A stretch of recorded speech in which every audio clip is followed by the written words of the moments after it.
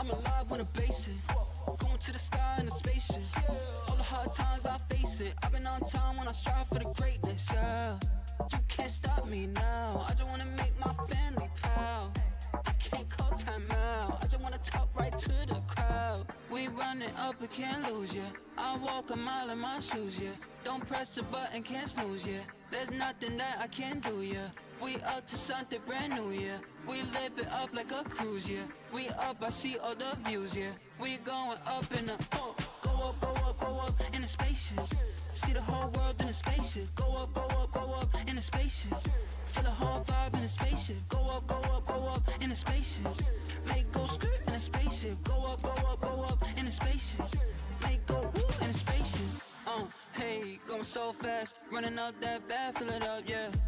Hey, what you call that? It's a whole new wave in the ocean. We got swag, it's so fast. You ain't never known me, now you know that. Go climb them trees with one hand, yeah. This plan is working. We running up, we can't lose, yeah. I walk a mile in my shoes, yeah. Don't press the button, can't snooze, yeah. There's nothing that I can't do, yeah. We up to something brand new, yeah. We live it up like a cruise, yeah. We up, I see all the views, yeah. We going up in the go up in a spaceship. See the whole world in a spaceship. Go up in a spaceship. Feel the whole vibe in a spaceship. Go up in a spaceship. Make go skirt in a spaceship. Go up in a spaceship. Make go woo in a spaceship.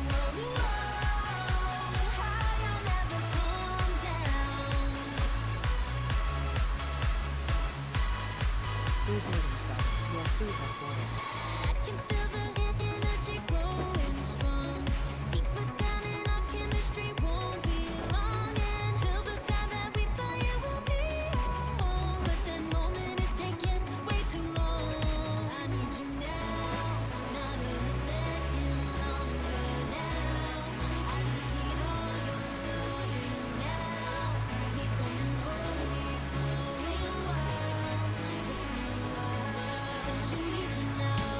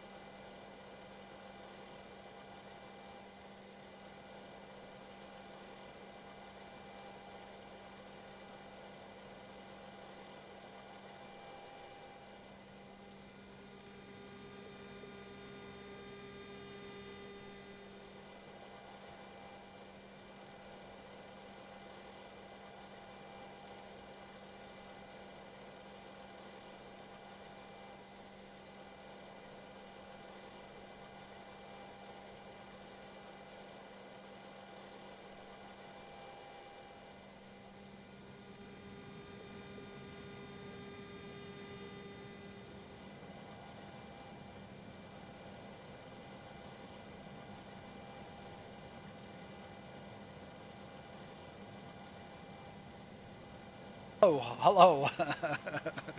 All right, we're now we're now here. Okay, the somehow my mic got flipped. So yeah, so your clipboard is always right there beside the throttle, and then that's where you're going to manage a lot of stuff in the for the aircraft. And then you've got your on the left hand side, it's your cell phone for a crew manager. So a crew manager is going to do all the procedure flows, automatic monitoring. That you can monitor it yourself, but you can have them monitor temperatures, speed bug, APR limits, all that kind of stuff. So uh,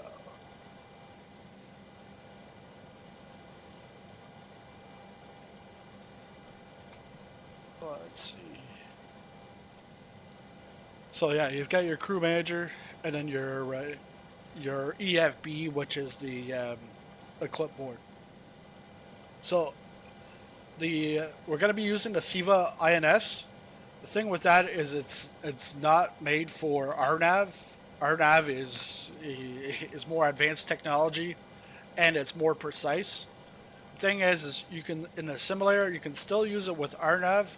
You're going to be using the the latitude, longitude, the coordinates for it, but uh, you don't really want to use it with RNAV because there's a lot more points with RNAV than if you were just going to a VOR. I'm not a pilot. I'm just a sim pilot, and I actually haven't done much with VORs or DMEs or NDR or NBR. Uh, but the you could still use a RNAV approach because like today Montreal, all the approaches are RNAV. The all the charts, but with RNAV because there's more points, you're gonna have to input everything manually, and you can only put in 9 waypoints. Then you have to restart and re-add them in, like you just continue on your list. So we're gonna put crew manager away for now. We're gonna put the pre-flight. We're gonna download from SimBrief the weights.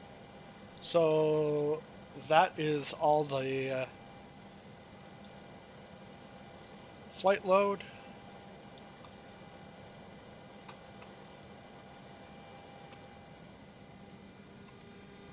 And 47. Just want to make sure my weight.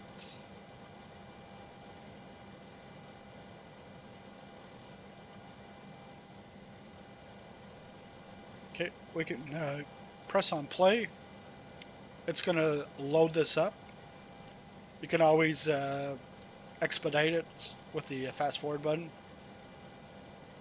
Or if you want to rewind, I guess. Rewind. Well, hey, we're using a retro aircraft, so you can use fast forward rewind. You don't do that nowadays with Netflix. So let's close this for now. Let's get the flight plan ready. Let's go back to.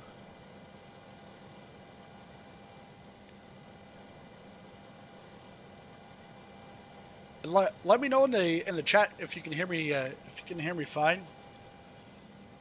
So we're going to be taking off from Halifax, going into Montreal, and if we take a look at the charts for Montreal, the arrivals, it's all RNAV approach. Yes, you got your ILS and RNAV. But it's just to show you that the approach is still going to be RNAV. But when you do your flight plan in SimBrief, it's going to give you the the OFP, which is the flight plan. We're gonna click on that to look at it right here in Navgraph charts. So if you scroll down this, and you can have this in different formats, but if you scroll down, you're gonna see your flight log. So what I've done is I've squared off Stanfield, so that's where we are here in Halifax. So we're going to be taking off, going to Kelno, then there's going to be top of climb, and then we keep on going. So these are the waypoints we're going to put in, the north and west coordinates. We're not going to put in that we're crossing into the Boston Fur or the Montreal Fur. Here is the top of descent. That's going to be on the Ombre 2 arrival or star into Montreal. This we can actually put in, then we know, hey, we're at our top of descent, but you don't have to. But I think what we're going to do here is come up here. You can click on your little stylus pen. I'm going to get rid of this. Going to get rid of these, and then we'll add in the top of descent.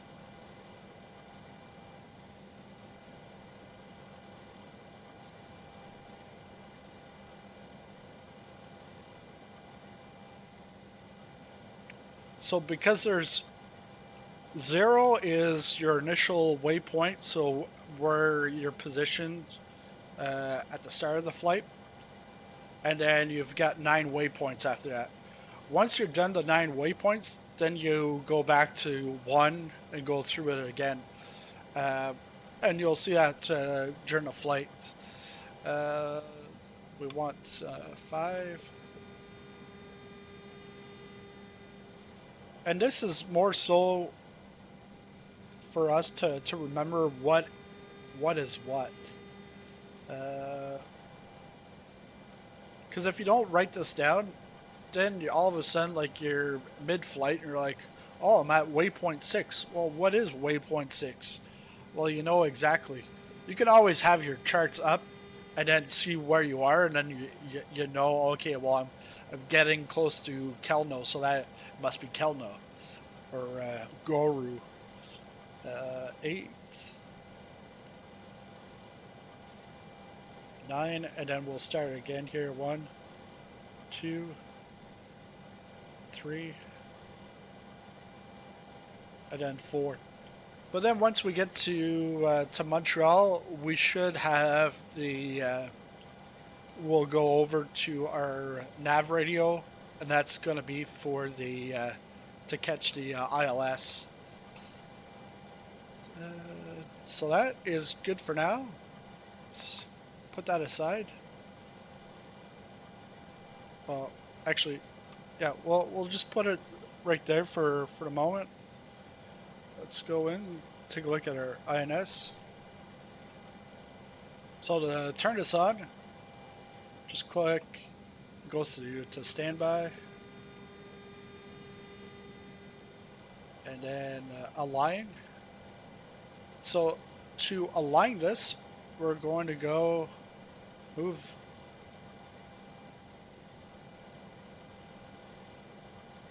the scroll over to POS, so to the position.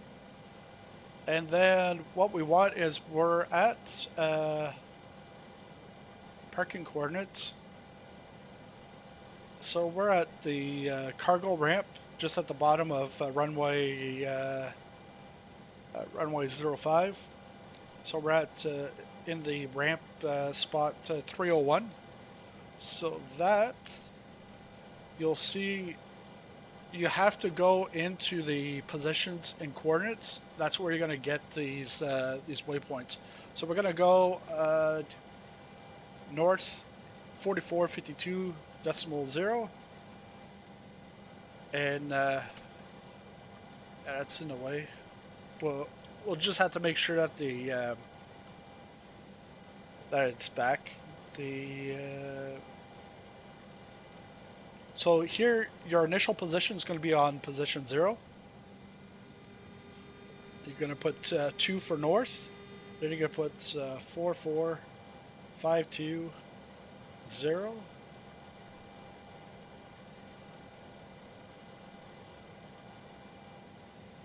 And then insert. If you don't press insert, it's not going to take it. Here it defaults to east. We're going to go to west. And then 0. Actually, you don't have to put that 0. But the 6, 3, 3, 1, and then 9. Alright, so insert. And now we're going to go to... Oh yeah, we're align.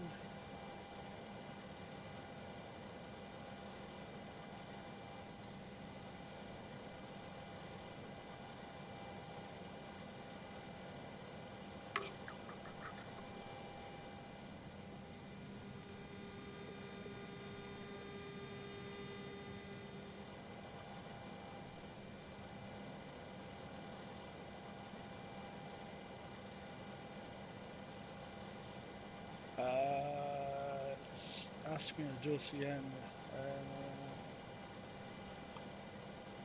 Alright. Just put her back in again. 4, 4, 5, 2.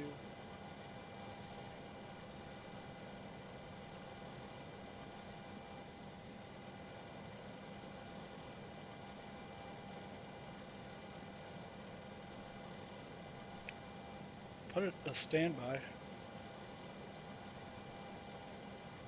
Then west, 6, 3, 3, 1, 9, insert.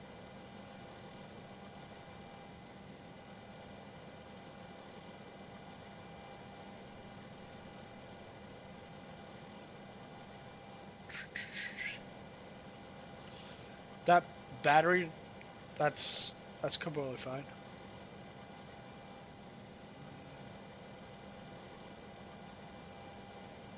Just trying to think. We're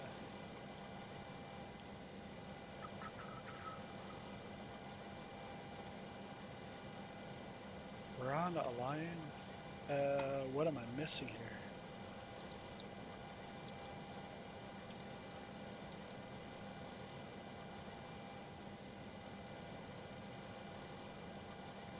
Oh, that's not what I want.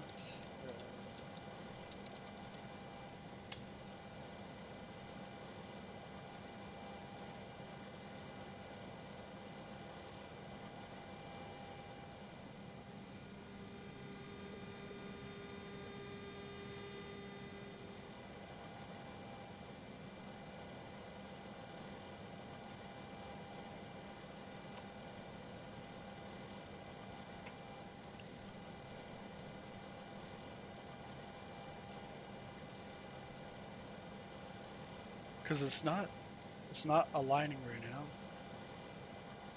So,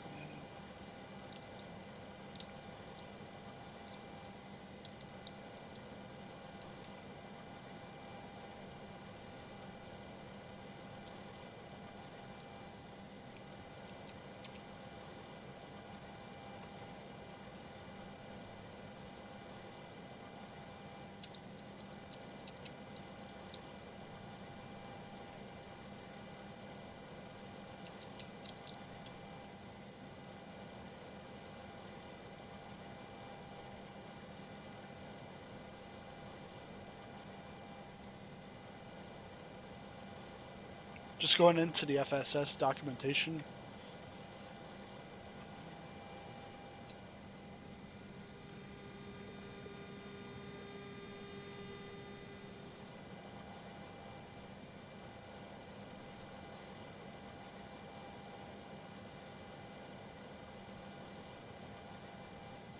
So it's on align, and then rotate to pose.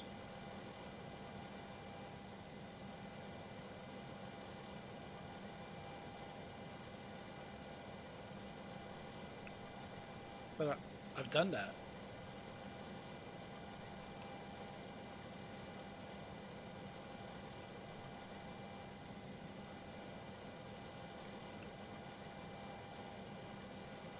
Unless that's illuminated?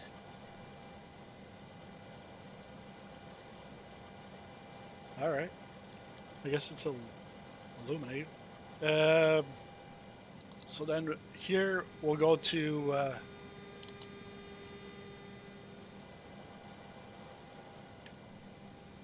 make sure we're on nav. So nav and GPS, you want to be on nav. And then we can set up the waypoints. So back to the INS.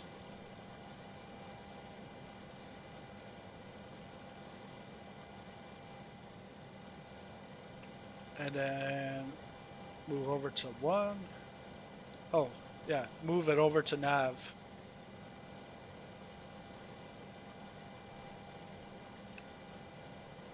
So alignment, it is green, so we're aligned, so that's good.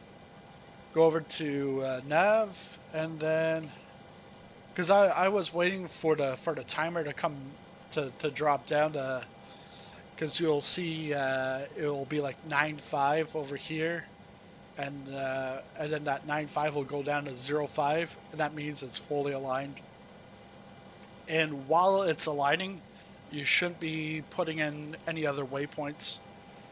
So we're going to go back to the flight plan. And then we're going to put in Kelno.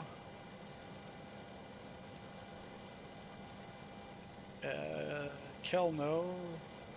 So north, 4507. 9. Insert. And then a west, 64114. Insert. And we go on to number 2, which is mode. I don't know.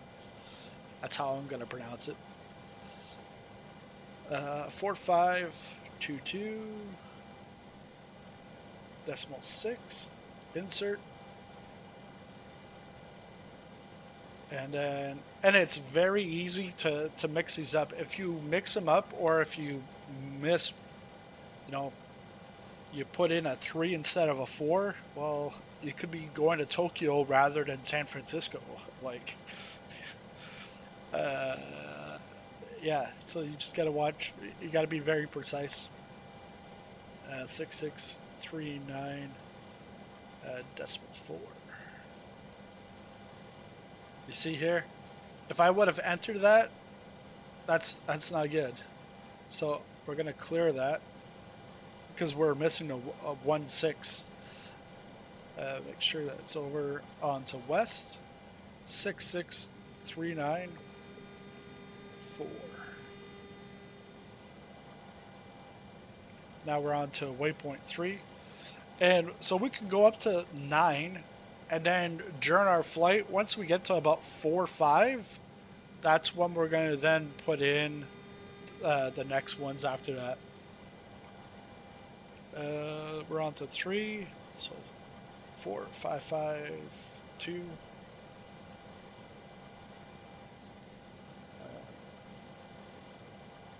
There. 4, 5, 5, 2.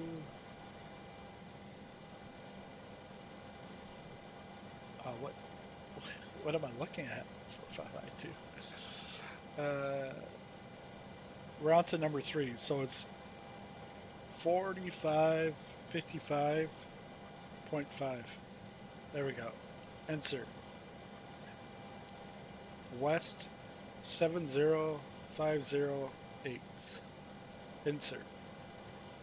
So it's like very tedious, but that's the way it was back in the day. You didn't have all this automation that we have nowadays. Let's go north. 45520, and then west 71290.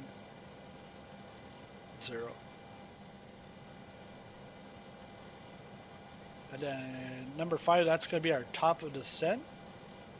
So that's going to be north 4552.0,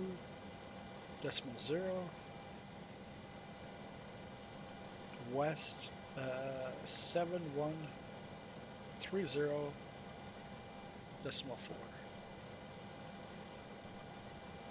I can't go. I gotta clear that. Round 5. 7130.4. 6.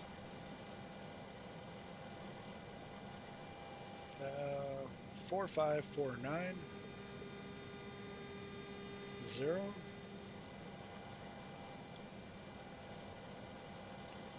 72025.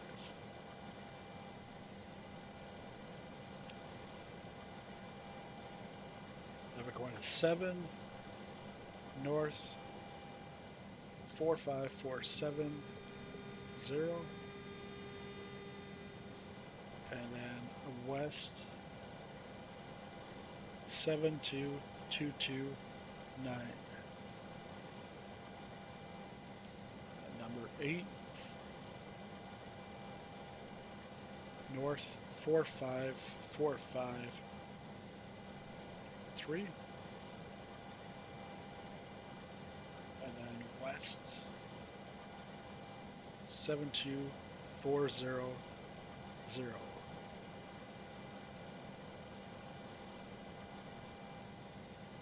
And then number 9, our last one for here on the ground, 45448,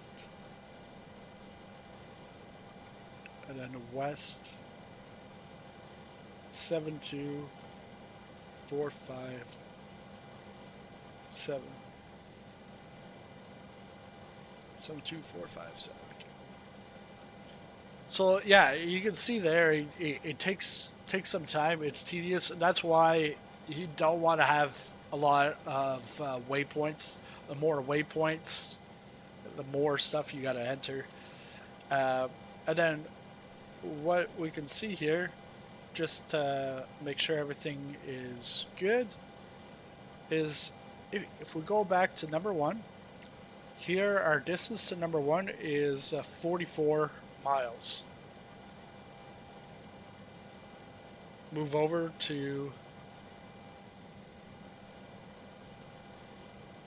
well, here it's 32, but I think because the Wonderful Wizard of Oz, I don't know. No, that it is correct, but we're 32 miles away because this is like a direct line of sight.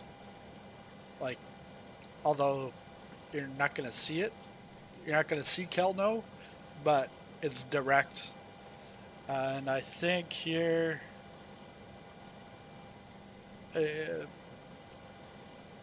this 44 is based off of this, unless it's 32. I don't know. We'll figure that out later on. Don't put that. Okay, and so we're going to be taking off here from 05. 05, and if we take a look at the Halifax departure,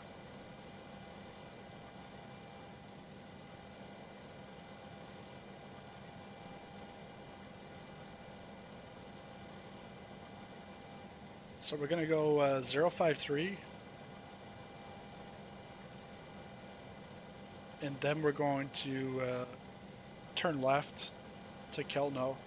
So 05, climb 053, initial climb,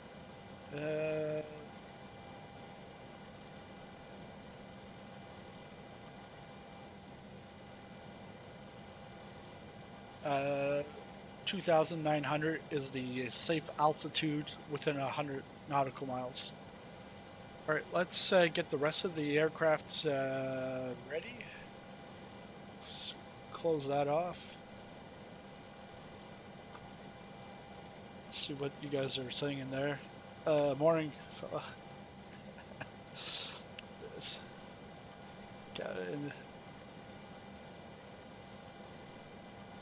Yeah, it's nice to see you. Yeah, I saw you in the Discord, FNL. Do you have to put in all the GPS points? Yes, you have to put all the GPS points in manually. The only thing that comes in from SimBrief is more so your weight. Uh, I'm not sure about the other, because you've got you get the GNS 530. Maybe you don't have to, but in the CIVA INS, yes, you have to put all the waypoints in manually. So yes, it is tedious. So it just brings in your load, your fuel, and then that's pretty much it. And then that's our takeoff.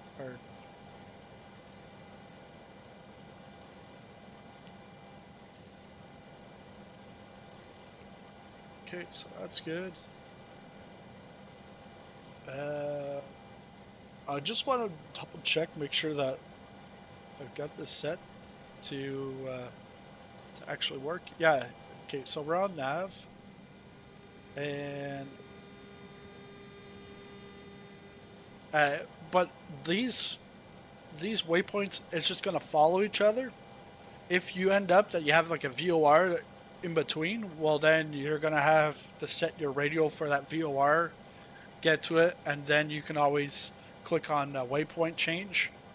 But then once we get to waypoint 9 and we want to go back to 1, then we'll click on waypoint change, and then we'll go 9 and then 1, because the 9 will be the from, and then the 2. So here it's showing that it's set that it's going to go from 0 to 1.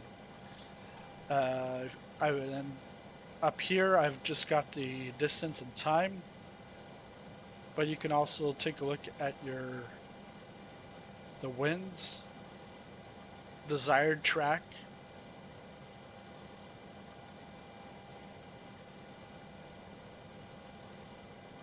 this is your heading and decision altitude,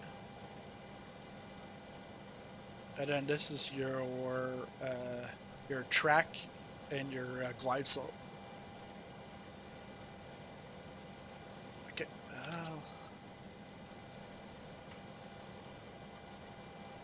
And for those that aren't familiar, you're gonna want, this is your compass, but your where you can change your heading and your course. Actually, let's set that right now. 053.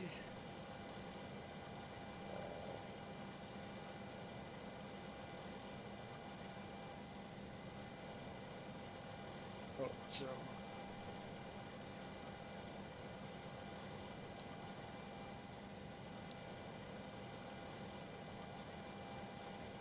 does that make any sense?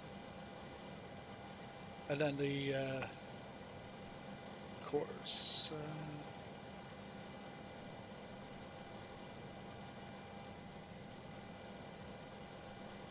You got your vertical speed. This is your altitude, but that's where you're going to put in your borrowed. And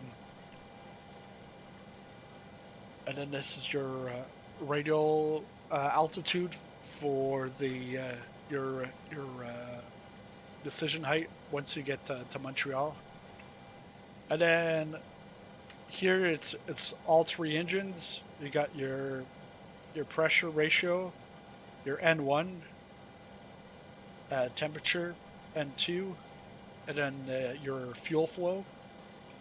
So what we're going to monitor when we're doing the engine start is we're going to monitor the N2 before we put in the fuel. and then you will see N1 start up.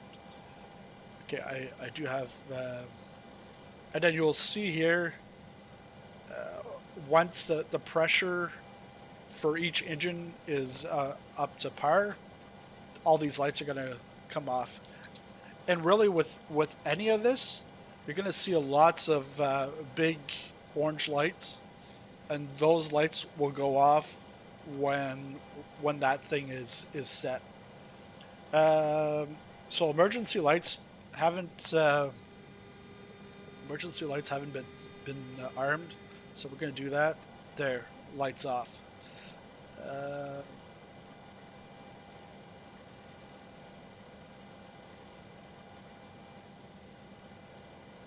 I'm just checking to see if there's anything else that we need right away. If we go back here, we're gonna go.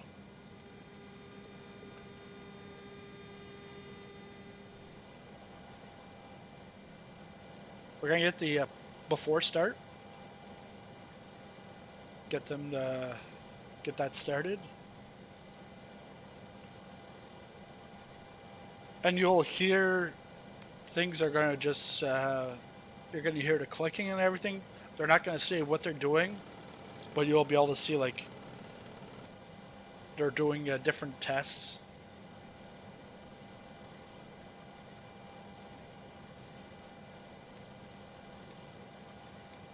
Let me check if my doors are all closed, so then that way we can get out of here sooner. Close the aft door. We can take off the ground power. Remove the cones.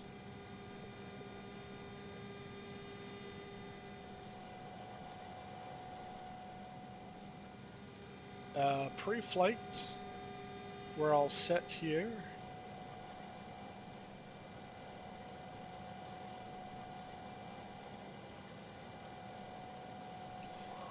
And when the crew is working on something, it'll be in yellow. Then it'll go to green. So they're done the before start. Now we're all set that we can get the do the pushback and get the engines fired up. Just before I do that, I do want to get my altitude. PMDG 777 for Xbox. I think it's been sent off to for the process, and that process is like anywhere from like 3 to 6 weeks. So,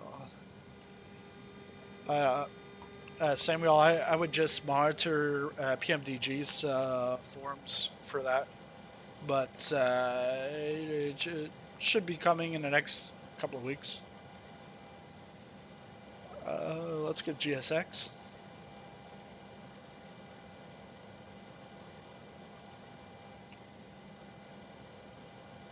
And prepare for pushback.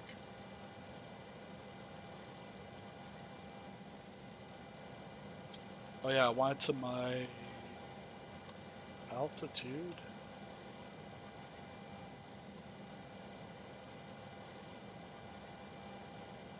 So we're going to go up to 300, flight level 300.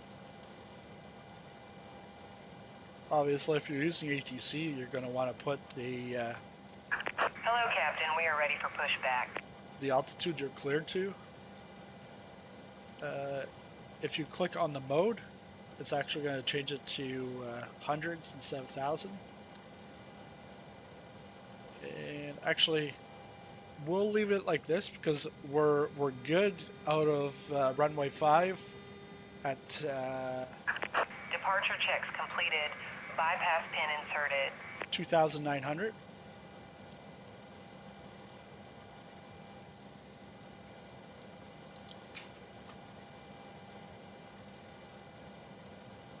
Did they do all the lights?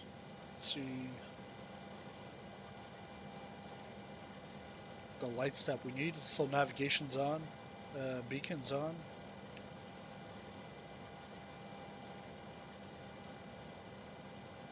Let's just Locking gear.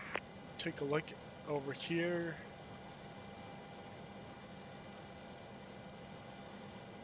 So that's got to be the engine gens, fuel boost pumps. So we'll see all these systems change over time. They're taking care of it. If you want to take care of it yourself, you've got a checklist here. Just click, moves the checklist, and you can see what the pilot's checklist and then the engineer's checklist. We're gonna go tail to the right. Release parking brakes, please.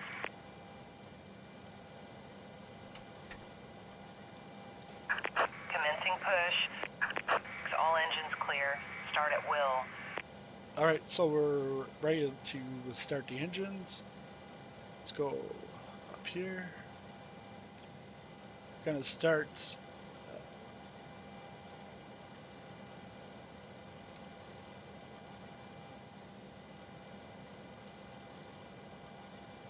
So what it says in the manual is starting at 3, 1, then 2.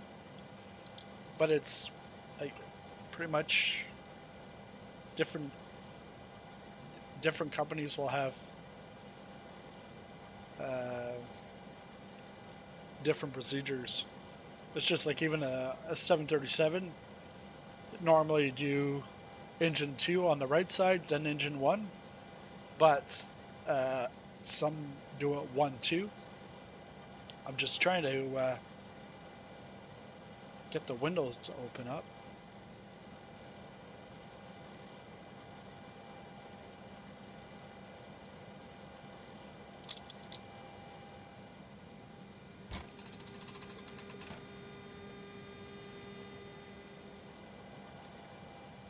And if we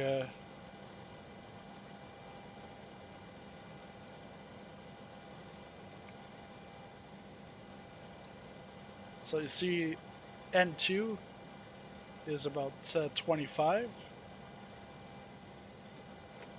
Now we can put some fuel in there.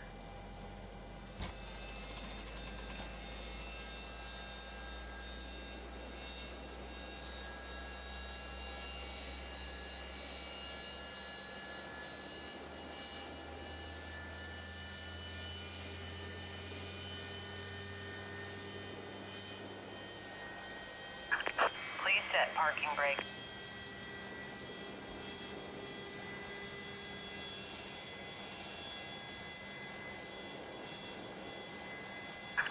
Waiting your confirmation for a good engine start.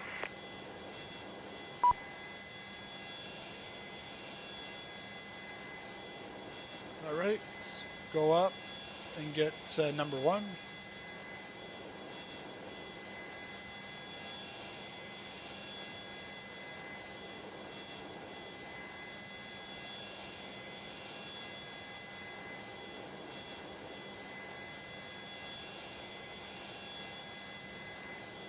So this is a mouse scroll.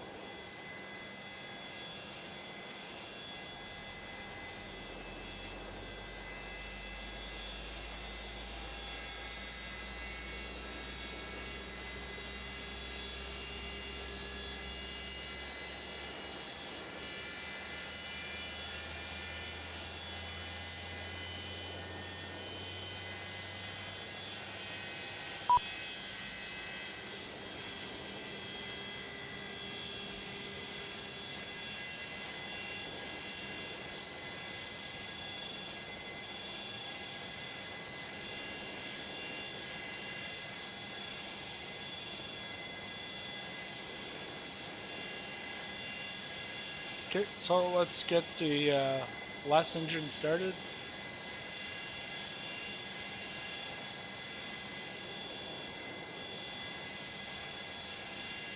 It's a little finicky, depends on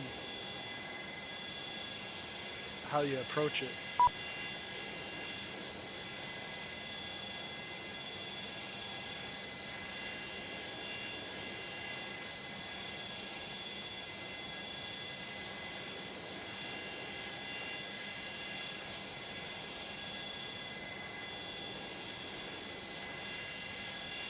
So N2 is rising.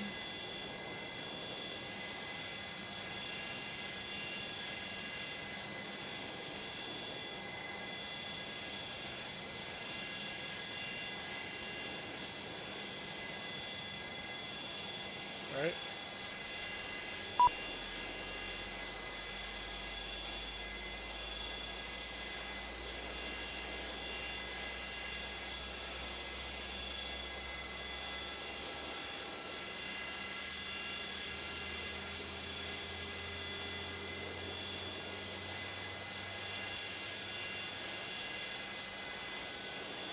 And so we've got 05 departure, so it's pretty much right here.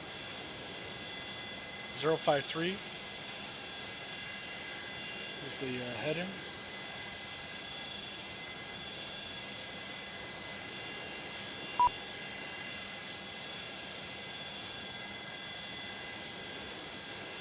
And we can get GSX, tell them we're all good. Cockpit to ground. We have a good engine start. You can disconnect. Unlocking gear. After start checklist.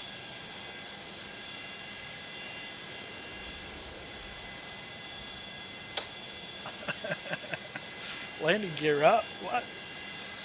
It was up on the Thrustmaster yoke.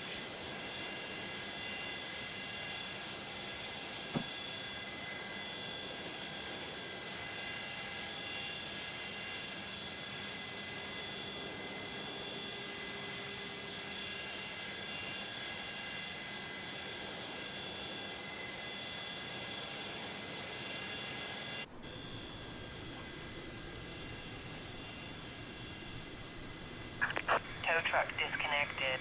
Bypass pin removed. Left is clear. Right is clear.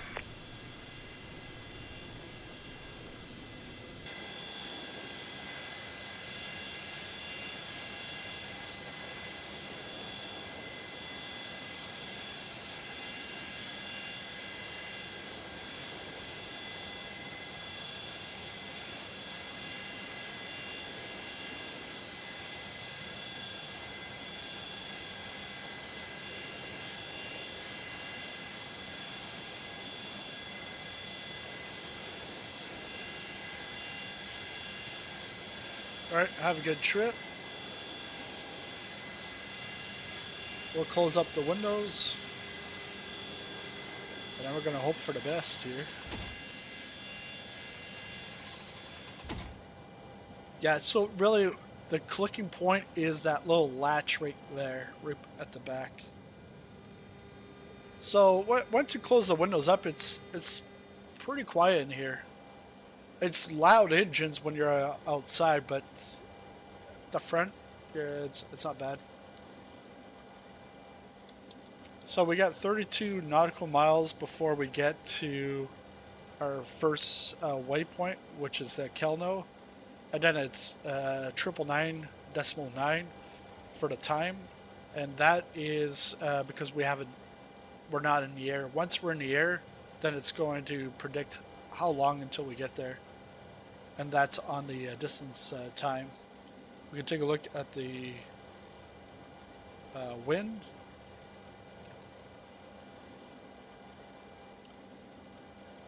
Right now, it's not showing any winds right now. We've got our altimeter set, so we're good to get moving here. I do have the auto throttle on here, but when you get it by default it's off, but you can always add it on.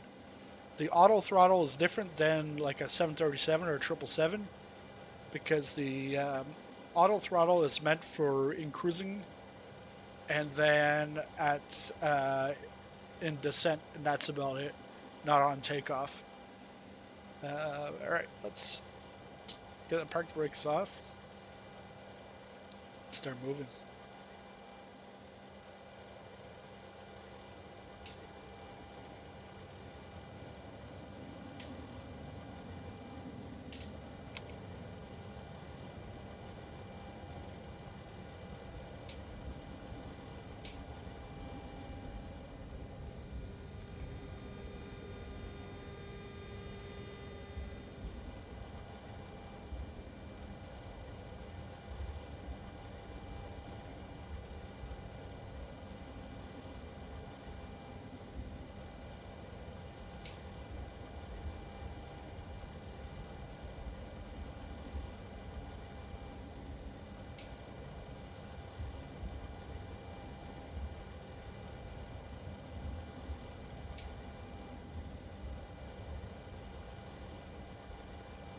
So what we want to watch out for is a tail strike, but also wing strike, because the wings on this are low.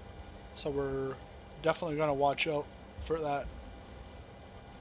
We've got winds coming from the west. Let's go before takeoff.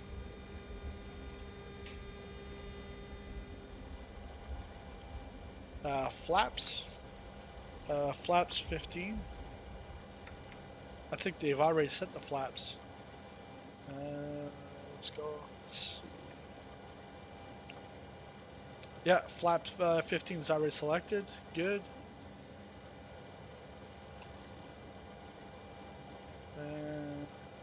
Takeoff. So V1 is 140. Q&H.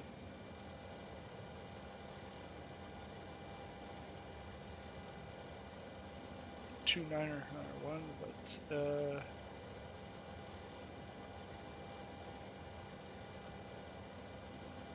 2992. Okay. Let's put that away.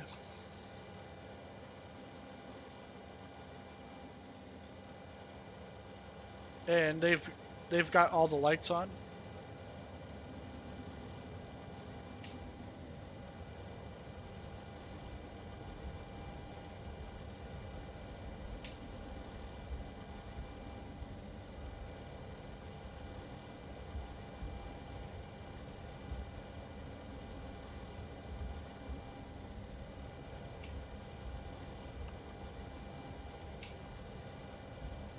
Gotta go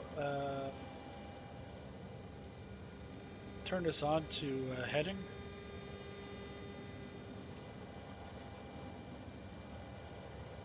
And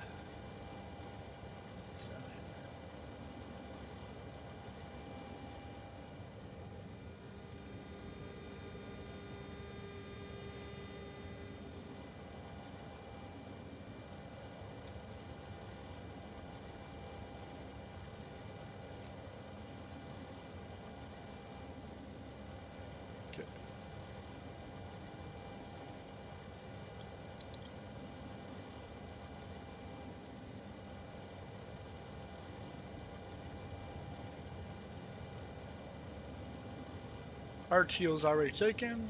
Good.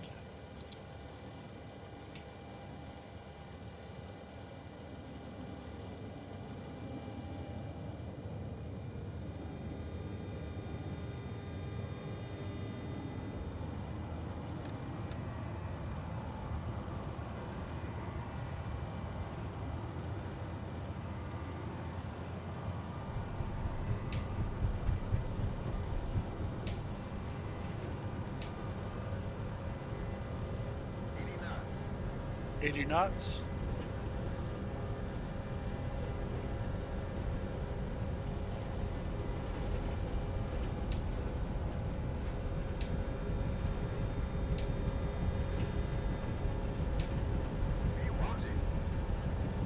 V1 rotate.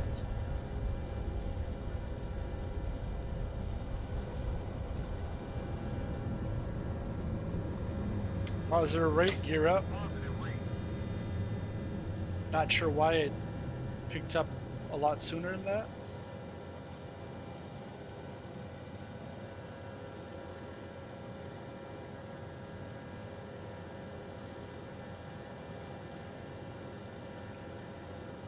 After takeoff.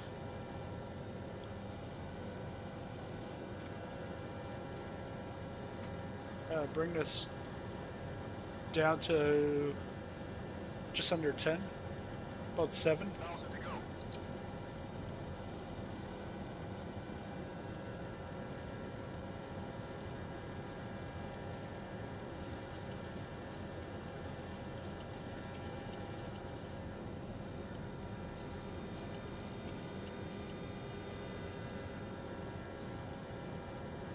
And now it's the tricky part. Just making sure everything's going to work here.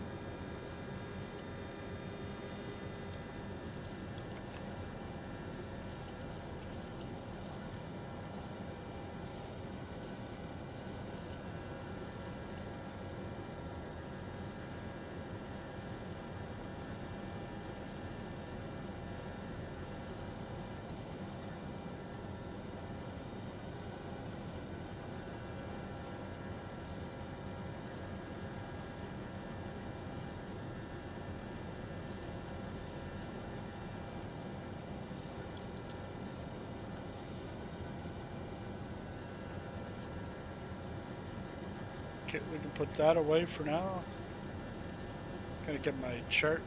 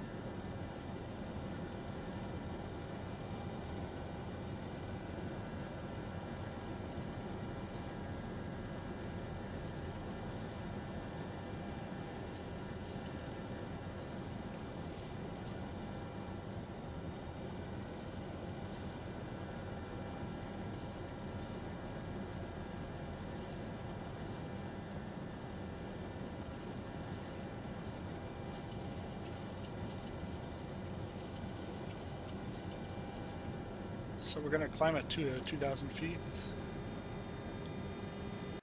Now we've got to get this to turn.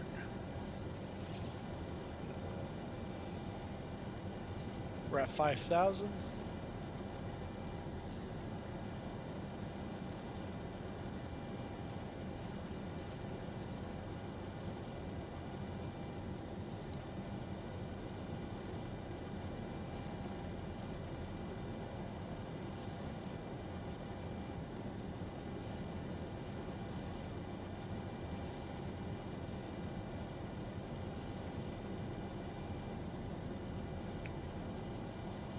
Can't.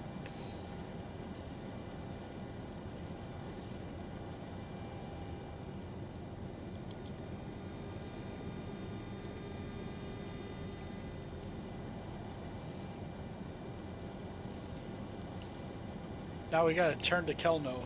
That's.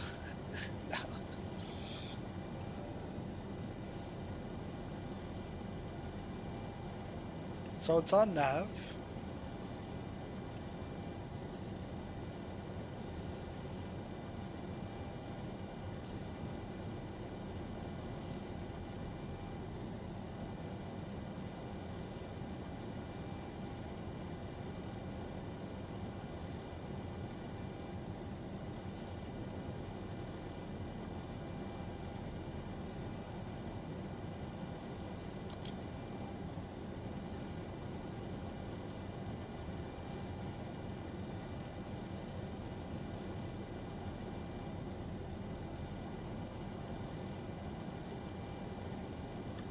Come on.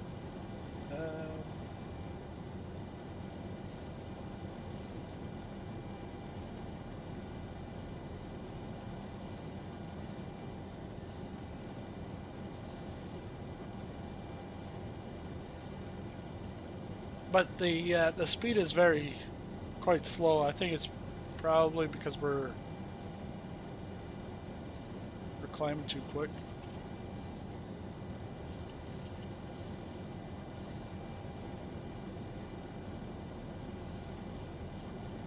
But I do have to get this thing to go left.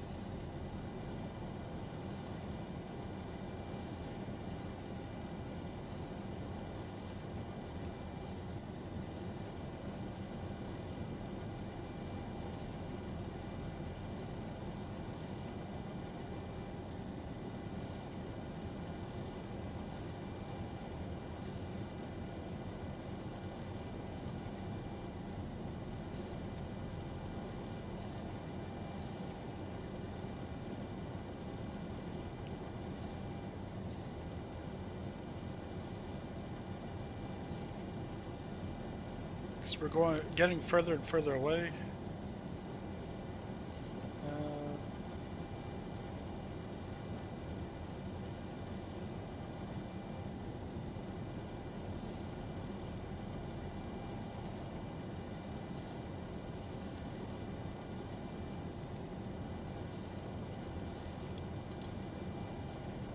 There.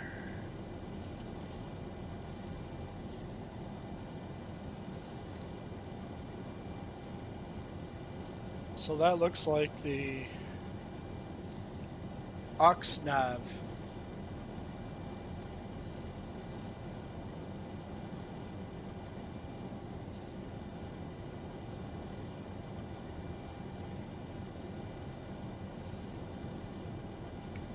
But I wonder if it's going off of these radios.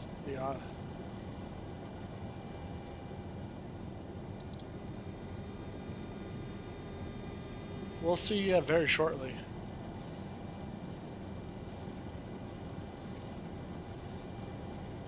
Go external. You know why I'm... The flaps haven't been really fully retracted. I wonder.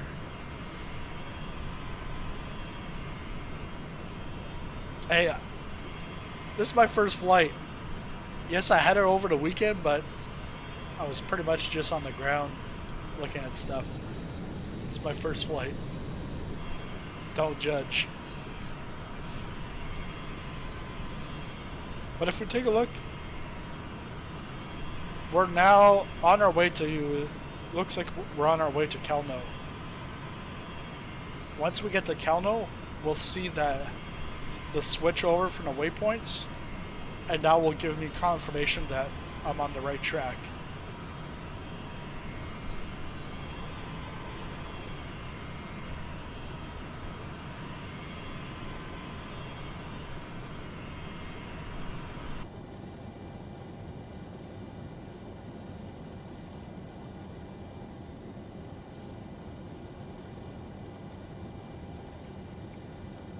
So we can... Oh no, he didn't put the lights on. I thought they were on. That's off. Taxi lights off.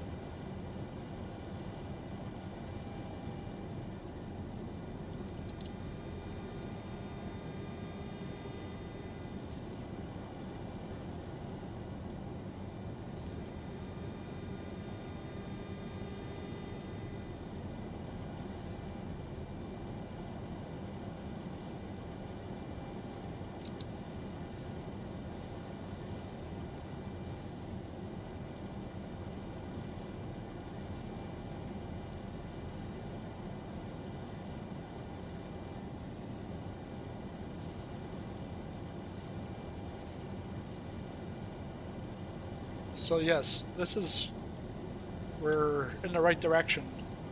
31 nautical miles, 5.9 minutes.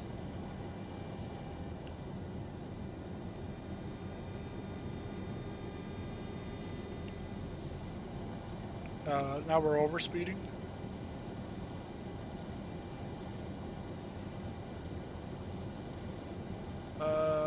Should be able to.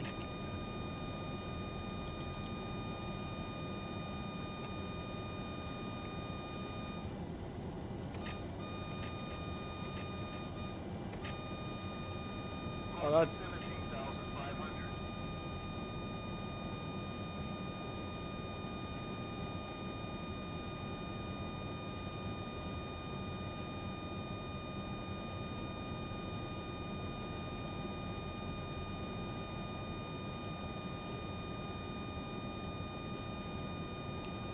It's because when you're below that, it's going to scream at you.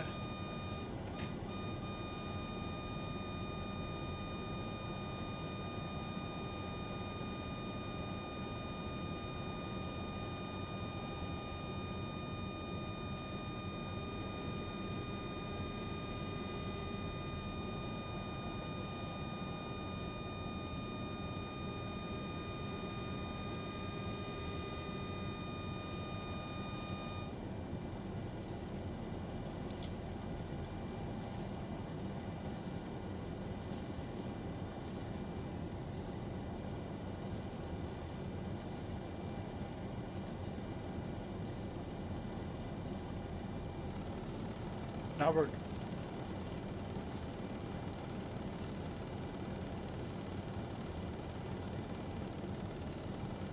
going too slow.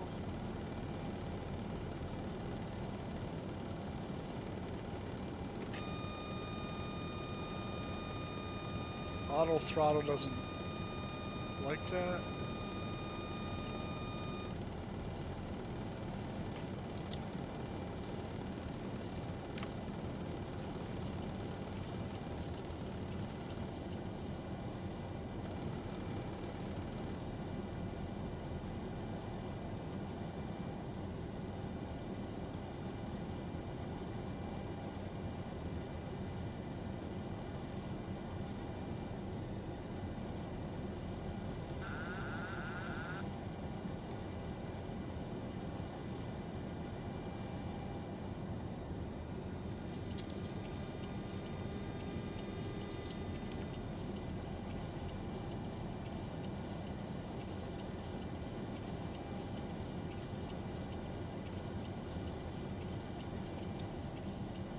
Let me see what the chart is showing.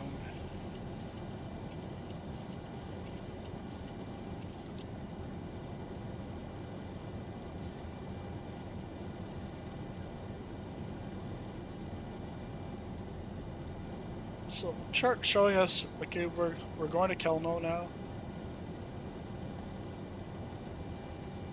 We're above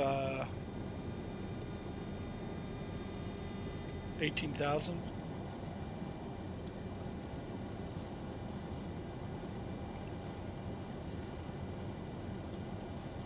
But if I go to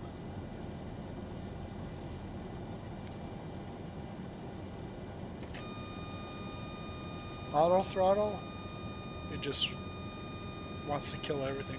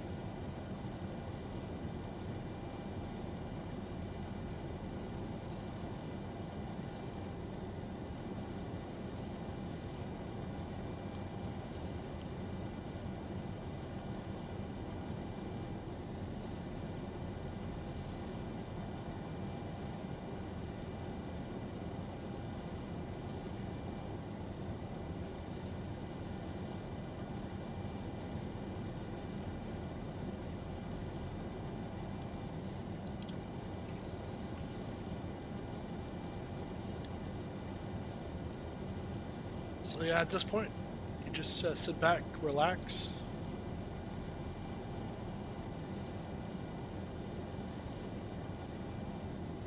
And then, you know, for a couple of minutes, and then you're at Kelno. So now I know with the look back down, we're gonna want to go the aux nav will take us via the INS.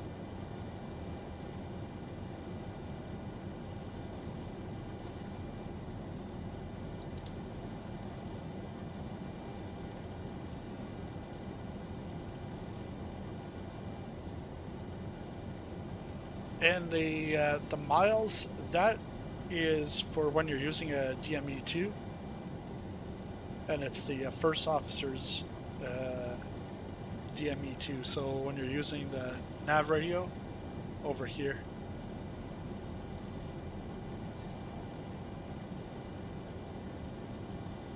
is it? So you actually see the DME of the other pilot. So on the first officer side, you see the captain's.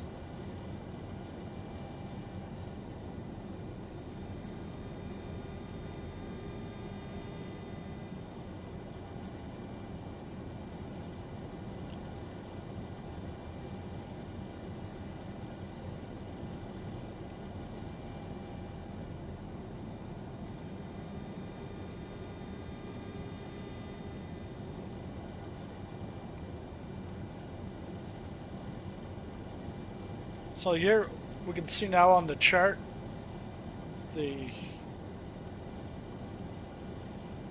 on the chart right there, you can see we're approaching Kelno, 3 nautical miles away, 0.6 minutes, so 30 seconds we'll be there. So now we want to take a look at what happens.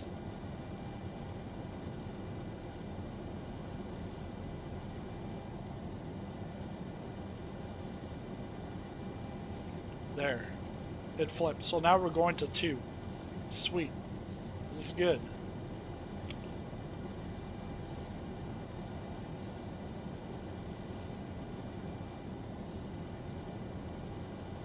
Now the next thing that we're going to look at is once we get up to flight level 300, it's then see if we can get the auto throttle to come on.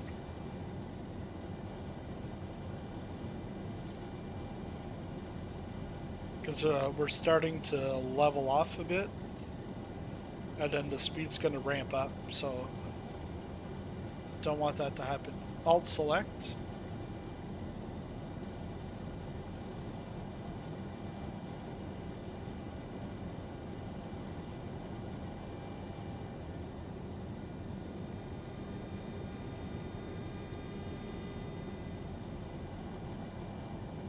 To go. 1,000 to go.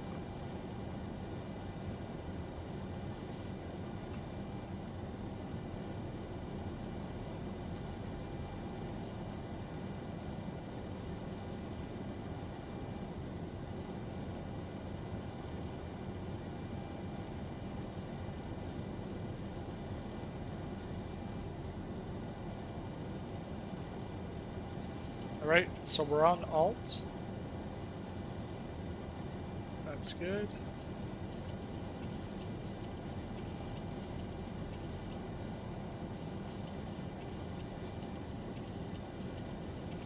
Now let's get the auto.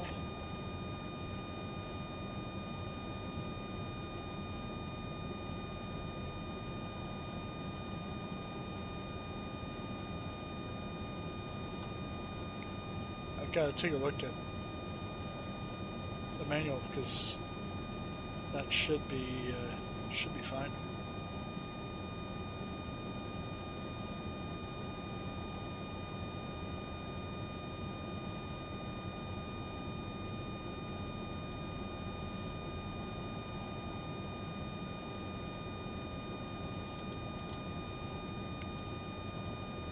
Go back.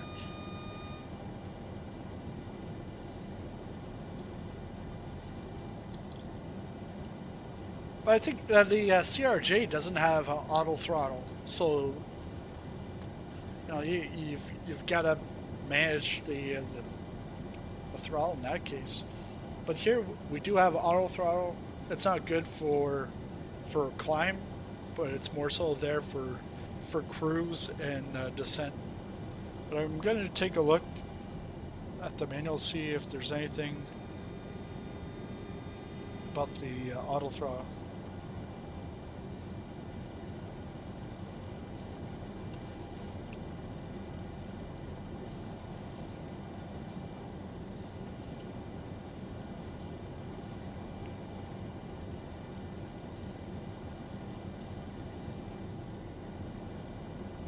Because it's based off the pre-selected airspeed bug. It's independent of the autopilot. Engagement.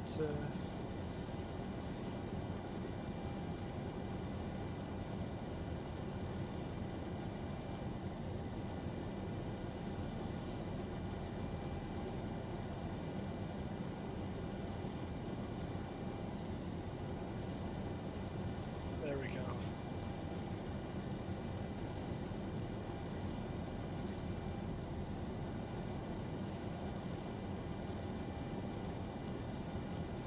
We can go 290, and then now because the speed bug was at 0.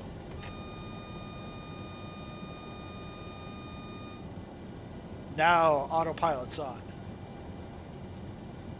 Sweet.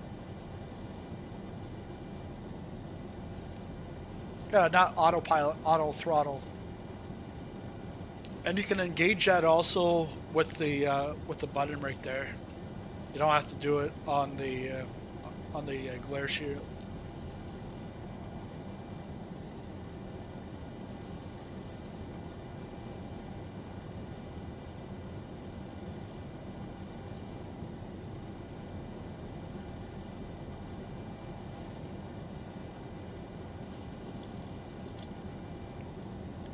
Well, you're learning this aircraft with me.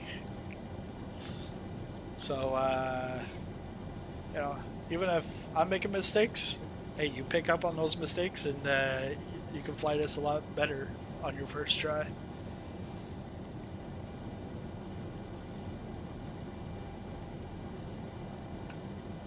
We're all here to learn.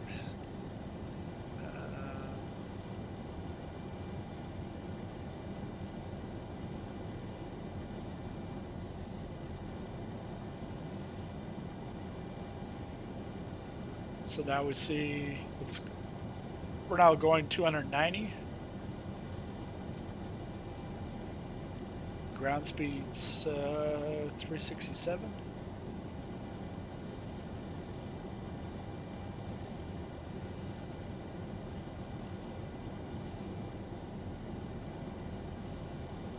And then we've got about 12 minutes until we get to waypoint 2.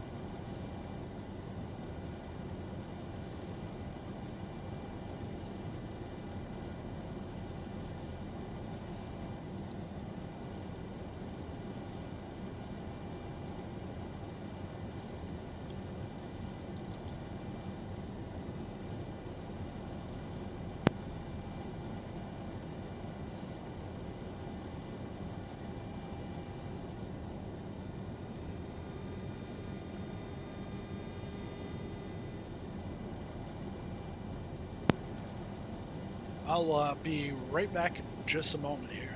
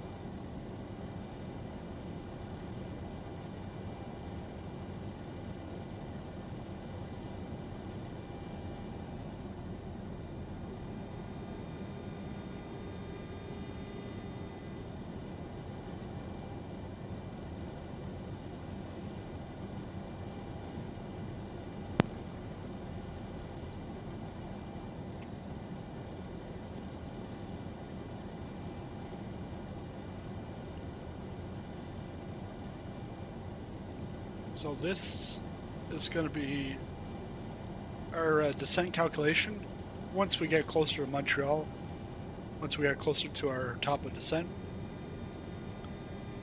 But you'll put in your target, because this doesn't have to be the you know, the final approach in Montreal. This could be, you got a altitude constraint.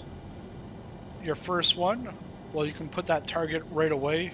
That way you know how far out you have to start descending to get there, and you can actually have it in managed descent it'll manage that descent for you.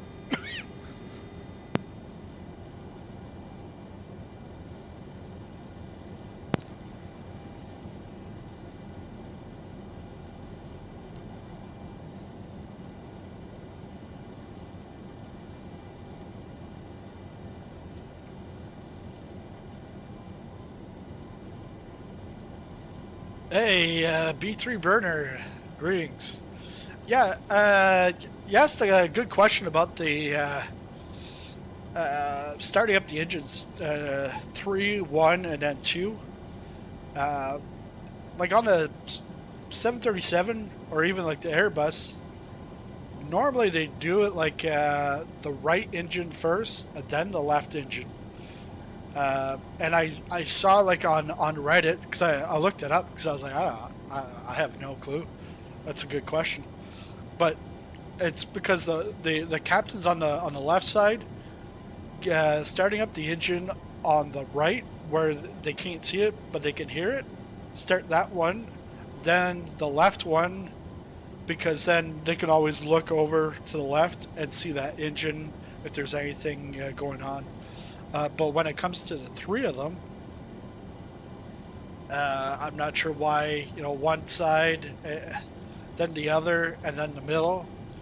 And then it also depends on the airline, their training and stuff. But I took a little took the little scenic tour to Kelno. Just kept going straight until I realized I had to go on Nav Aux. But we're good. We're on our way to Montreal. On our way to Waypoint 2. 7 minutes, 42 nautical miles out.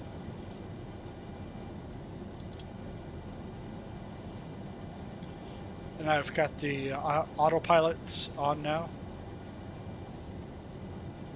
What was the... oh yeah, the other thing was... your other question was about FSS. Why don't we buy it from their website? Because the thing with that is... there's... when Flight Simulator came out 4 years ago, a lot of developers, they had stuff on their own website, but then you have to manage that server and all that kind of stuff. Well, then these stores started to pop up. Like Orbix was around right from the get-go, but then Orbix, then Contrail, and Indie Builds. Sim Market's been around all the time, but it's, even though they have to pay to be on these, in these stores, it's probably cheaper for them to do it that way than to get their own servers, or you could nowadays do like a Shopify, or I think there's like some services like Owl something where you could buy, you could purchase a digital product and then you've got like 5 downloads. But the other thing is when you go to these stores like Contrails or Indie Builds or Aerosoft, you're also getting yourself exposure to like people that would never find you. Like if you've never heard of FSS ever before, you wouldn't know to go look for them. But because they're on Aerosoft, Contrail, and you've bought stuff from these stores already, it gives them that extra exposure, especially for the small developers. It's good because it might cost you, but it's going to cost you no matter what to host stuff. But so this is out now on Aerosoft for a week, and then next week it'll be on Contrail. Oh, I wasn't expecting that. yeah, so next week it'll be on Contrail. But if you don't want Aerosoft store, if you don't like the Aerosoft store, you can still buy it, and then you take the serial number, and then you go into Contrail, you put the serial number over there. You can't do transfers, but all you do is you just take the serial number. And then next week, you can get 10% off from my link at Contrail. So it's up to you.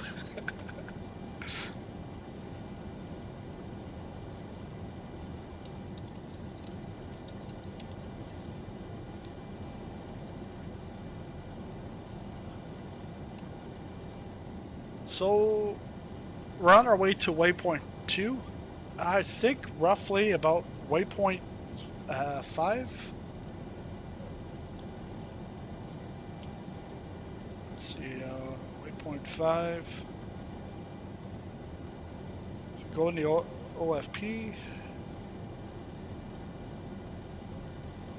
Yeah, waypoint 5 is top of descent. That's when I'm going to go back in and add 1, 2, 3, 4. My 4 remaining waypoints. Waypoint 4 is the airport, but I just want to have it so it's going to guide me to the airport. But we'll be then going to our nav radio to get the ILS. But yeah, number 5 is the top of descent. And top of descent, you don't have to put that in, but it's great to have that because then you know when to start to drop this like a pancake. Well, in my case, like a pancake.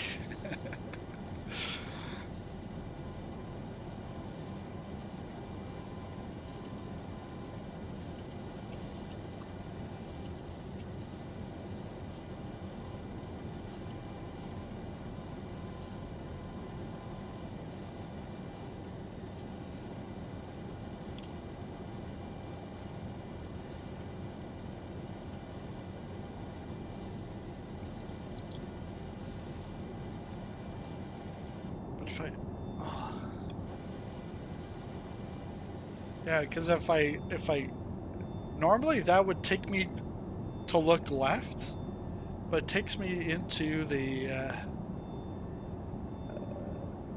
interior view.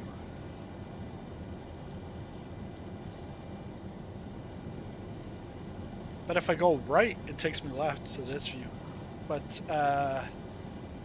actually, let's get the.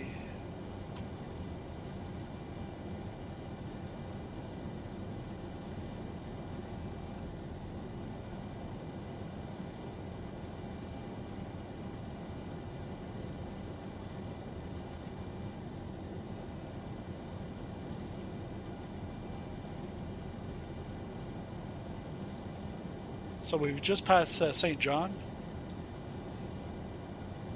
New Brunswick. And let's go back. Yeah, there we go.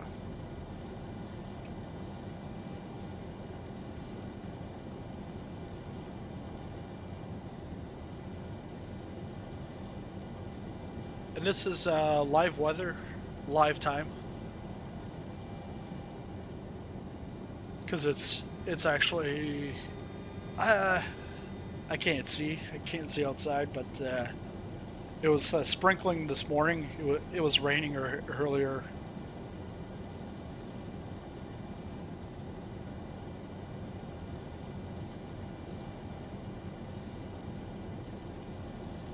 And I still remember one of the first window opening features in Flight Simulator was the Coronado, the Cessna 182 Skylane, 182T Skylane. And I remember, because you could open a door, you can open the windows.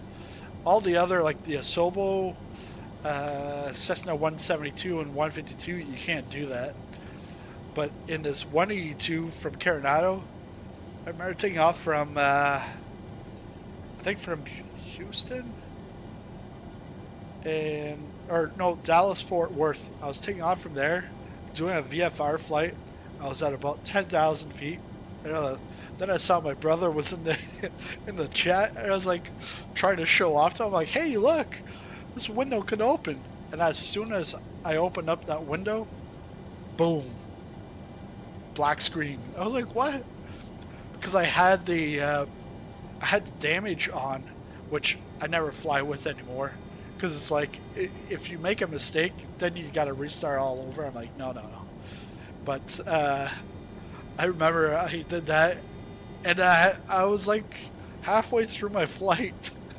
I had to restart everything. I was like, ah.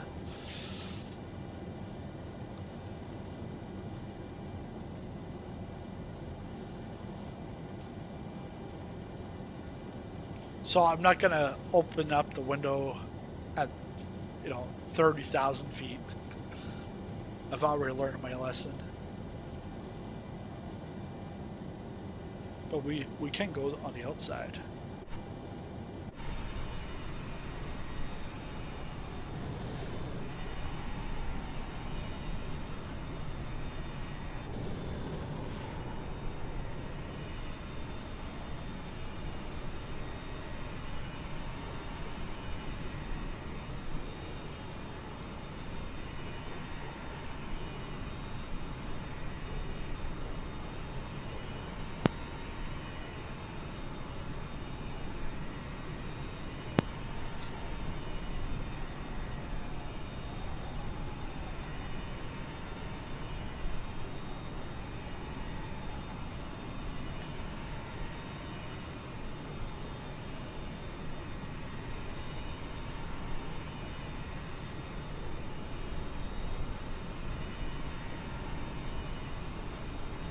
So a couple of things for those that are just showing up.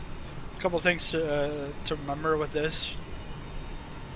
It's very easy to do a tail strike on takeoff, and also even a wing strike, because the wings are low.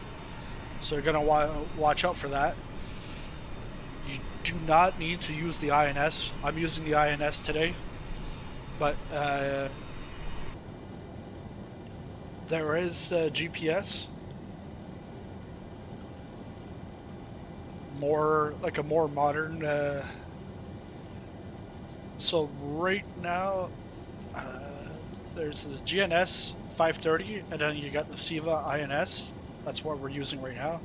There's also the GTN 750 and the GTN XI.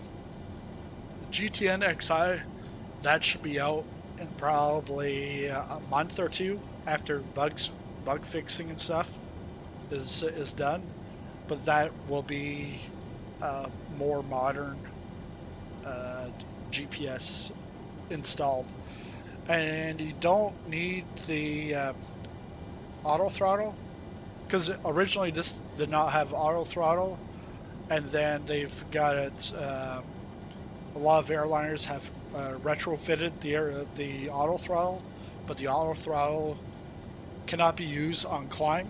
It's pretty much at cruise and descent. And then the other thing to note is your flight directors, and then your HSI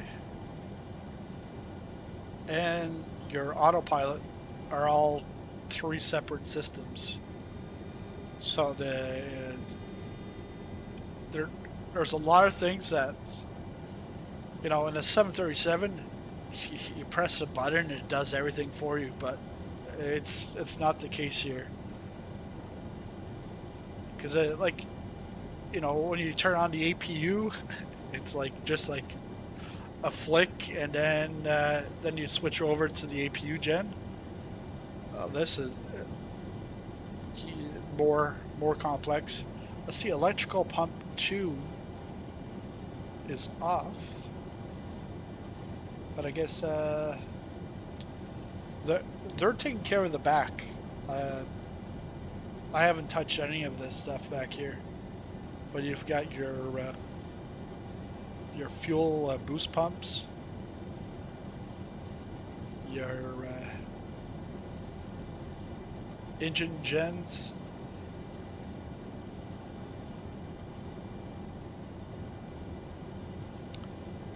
Oh, I must be going up to, supposed to go up to 330. So they're automatically managing this back here.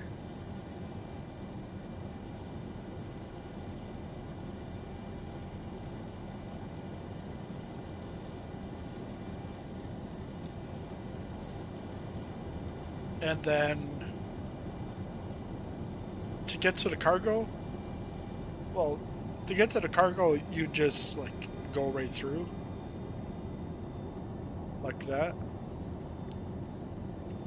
But if you were there in real person, like in real life, you would just punch that out, and there you go. You can always punch it back in. There, the aft stairs, those work, and there's actually a lever that you can use when you're using the cockpit view, and you go back there. If you go in drone, it's gonna move, but it's not gonna make the stairs work. But this, you can control the side door, the cargo door, all from here. But these don't light up. I didn't check now that this is the release version, but I was on a beta version before and they didn't light up. But if we go to the far back, we'll see the aft stairs, and I forget his name there, but it wasn't on a cargo 727, but it was a passenger 727. He hijacked the plane and then he took off from the back from the stairs.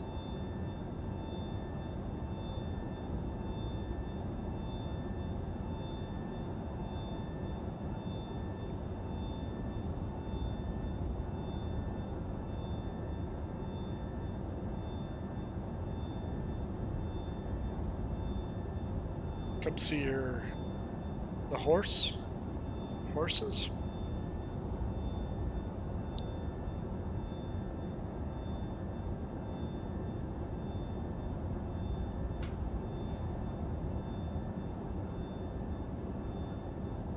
And then if you flip this switch, it'll open up the aft stairway. But you can also do that from the clipboard. We're not going to do that. We're up in the air.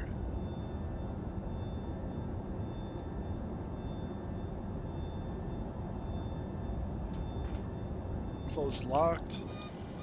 Oh, something's going on here.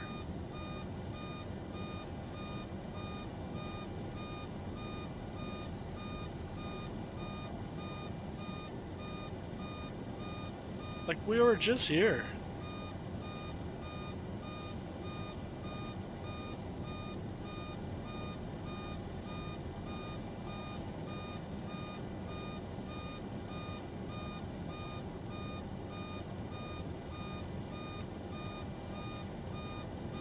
Now it's the troubleshooting.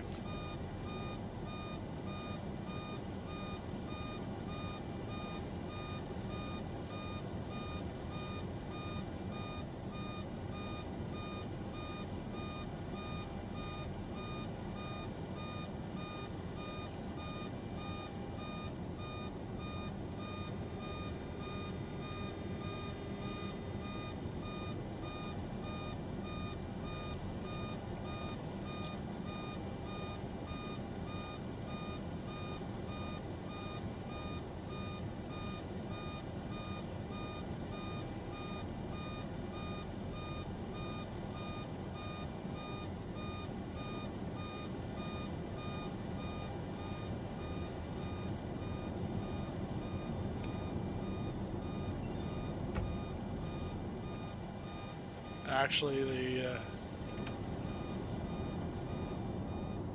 FS Realistic's not set up in here because you'd have a toilet right there.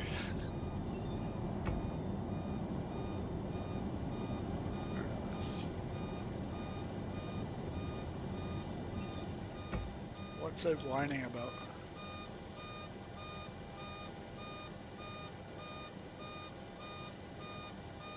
So autopilot is on.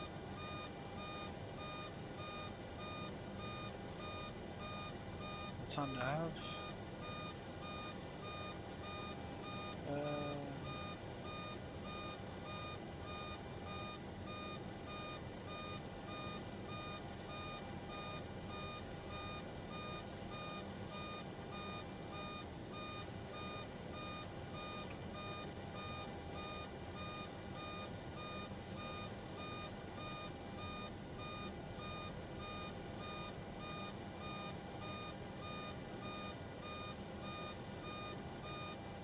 Oh.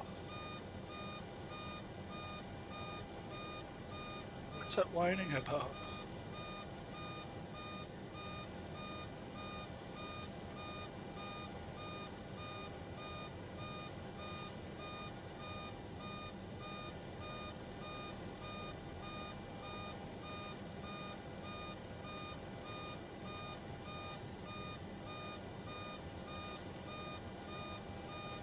Nope, not that.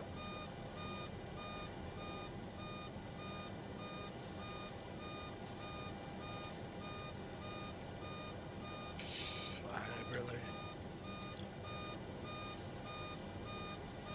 That's where, like in 737 or a A320, you would know what was going on with the aircraft, what the noise was for. You got your ECUS will tell you, but nope, not in here.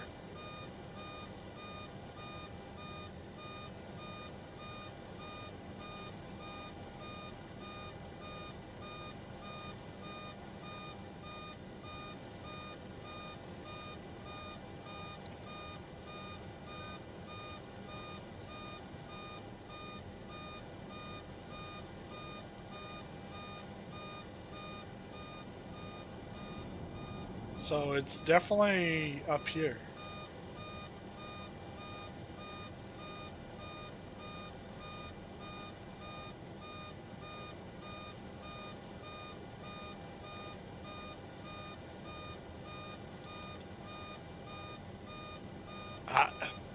No clue. No clue what's going on here.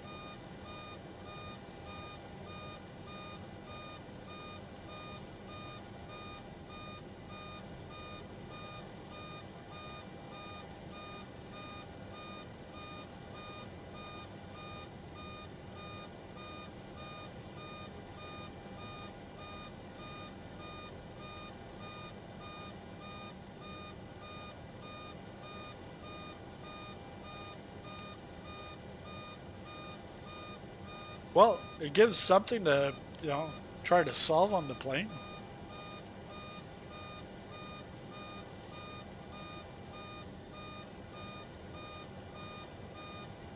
What's her 368?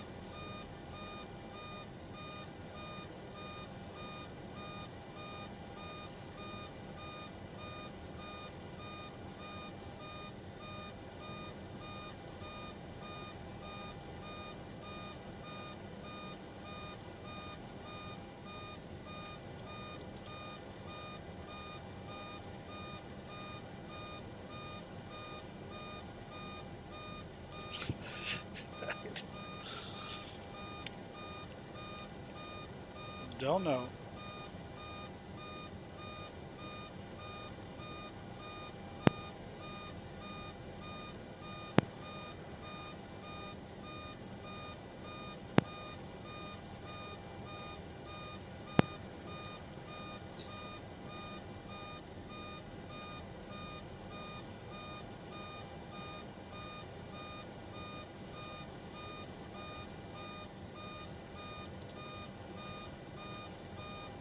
Could be like trim or I don't know.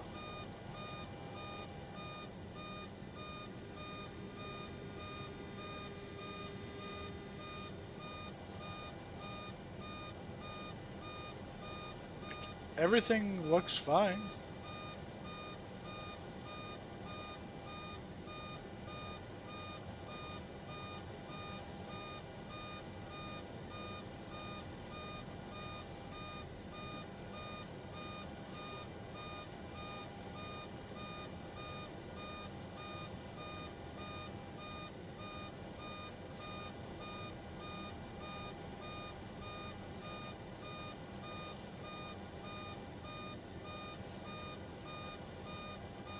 So like my temps are fine.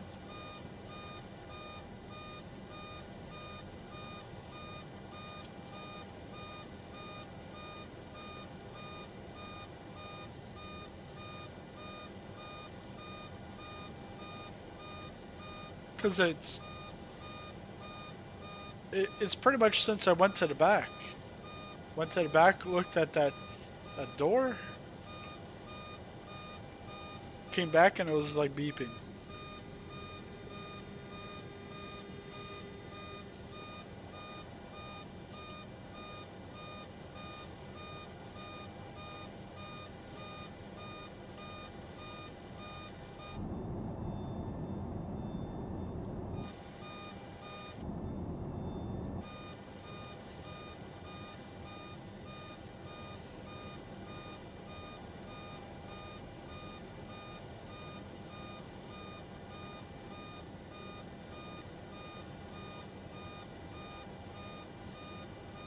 Are my flaps?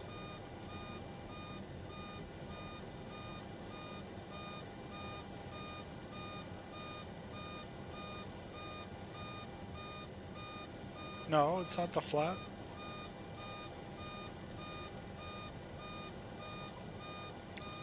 No sir. No sir.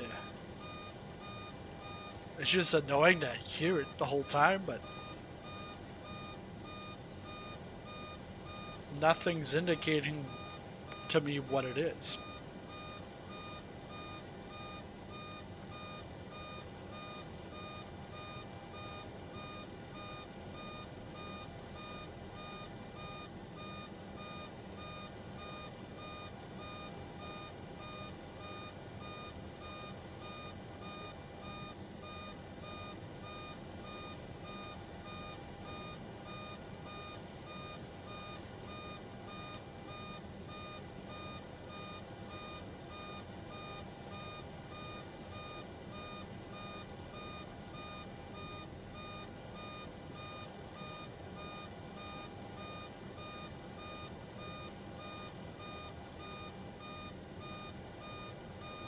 Be nice if there was like a troubleshooting like it's like plane, you're telling me there's a problem, but the thing is you're not telling me what is the problem other than I'm trying to fly it.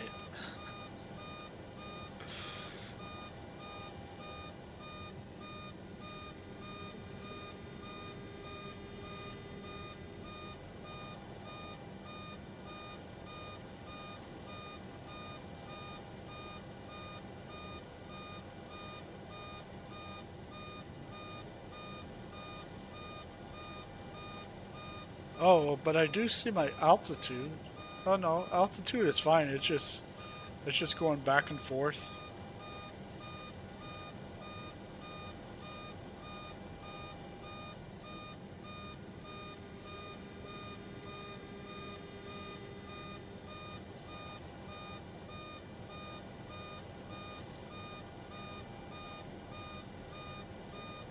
Because it almost sounds as if I had the thrust levers like down here, because that's what like it will scream at you at that point. But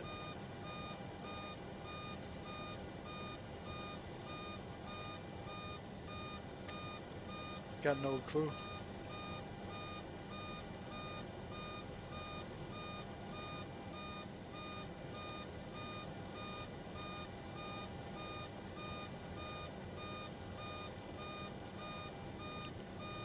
Let me know in the chat, is there a doctor on board?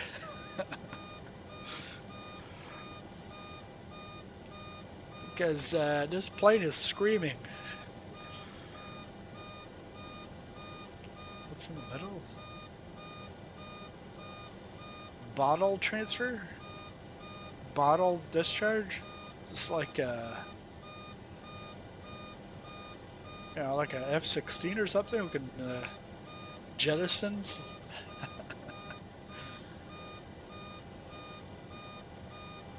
And that's for the fire test, the bell cutout.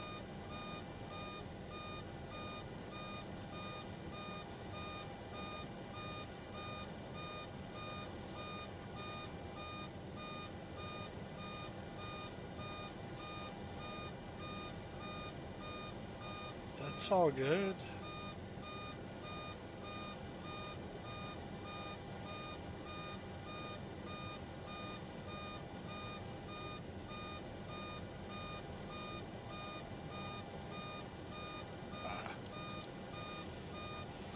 Really could tell you.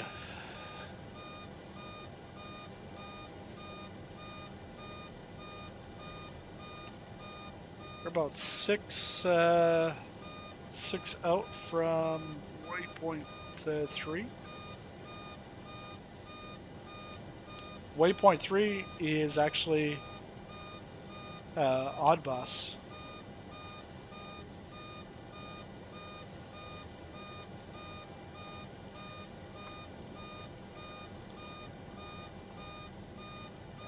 Odd Boss, and then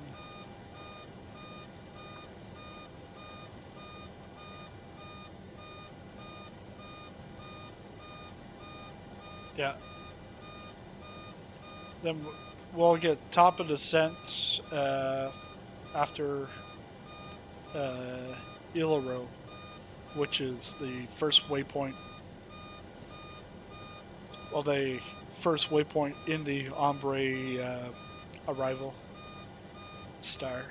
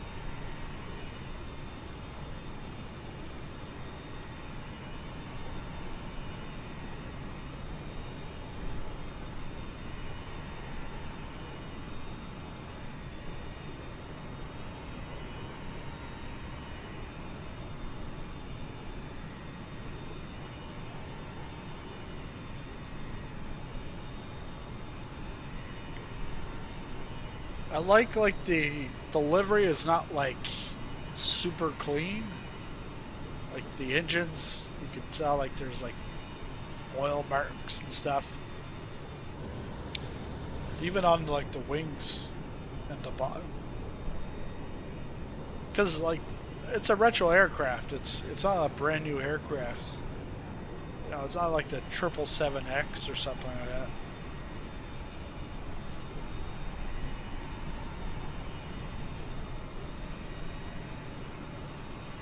So we're just about to cross back into Canada.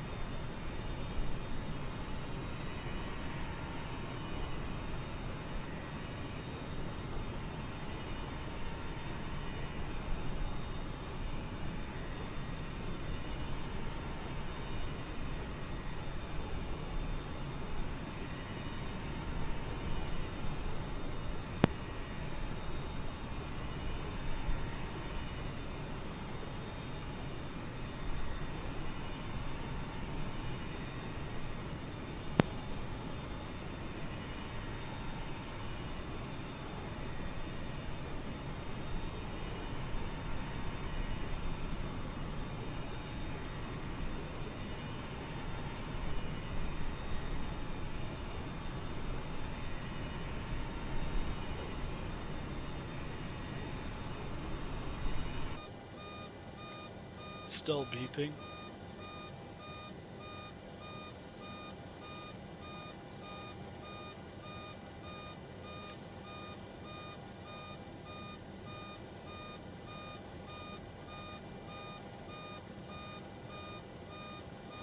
It's not like we have like an engine fire or anything like that.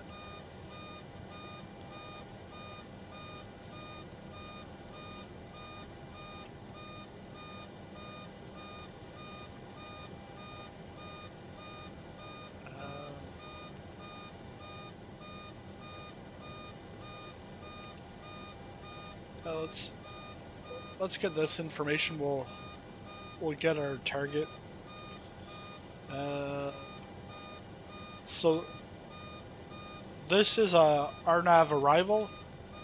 All the arrivals into Montreal, at least via Navigraph, is RNAV star.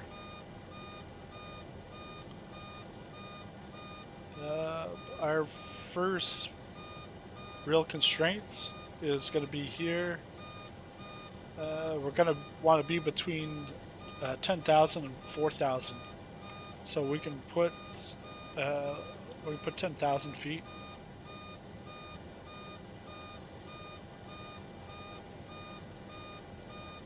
Let's put 10,000.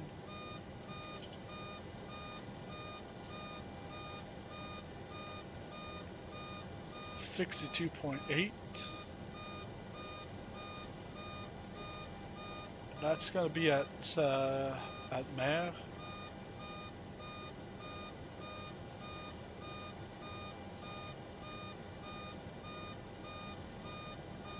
And Mer is our waypoint 2. Okay.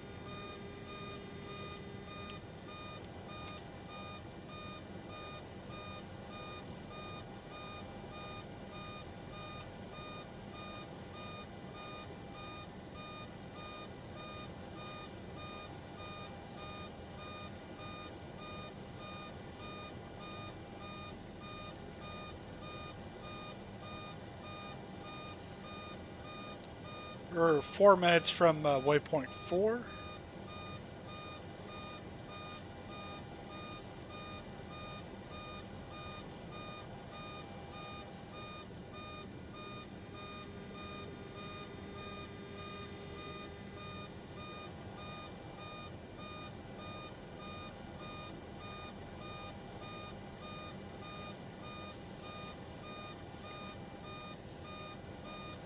And although this does have flaps 40, a lot of airliners didn't really use that because it would cause too much drag on the aircraft on final. Then you'd stall out.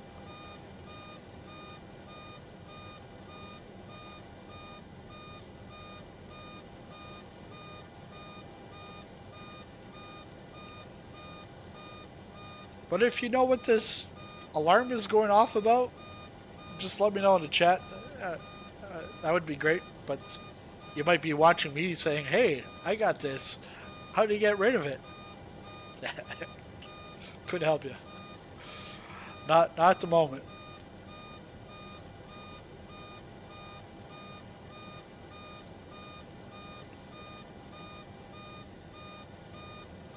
Now let's because we're going into Montreal 24 right.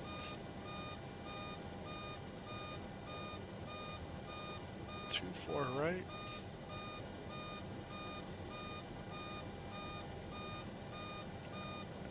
And we're got the ILS is going to be 111.9.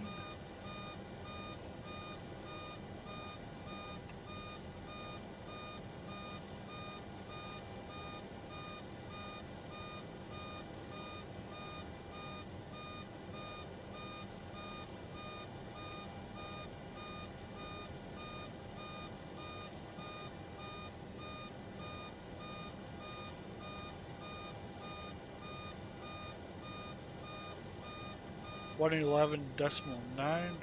Put that on standby.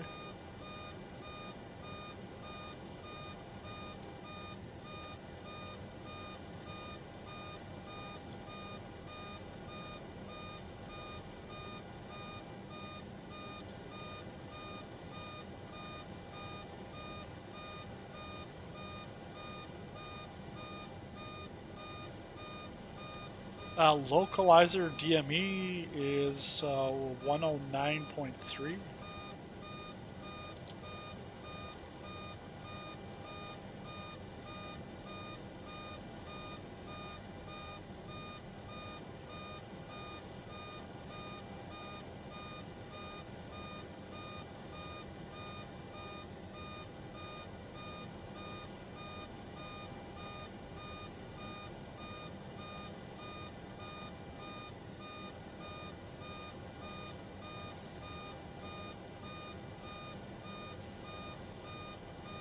Uh, 109.3.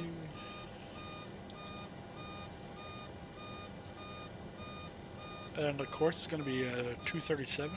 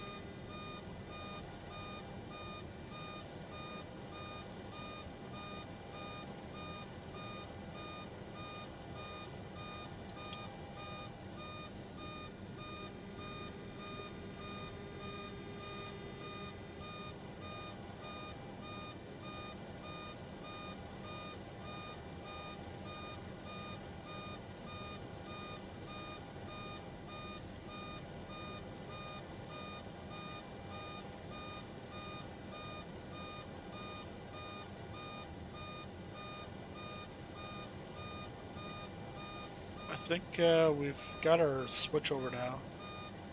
We're at Alero. Let's take a look at the INS. Yeah, we're going from 5 to 6. And wasn't 5 our...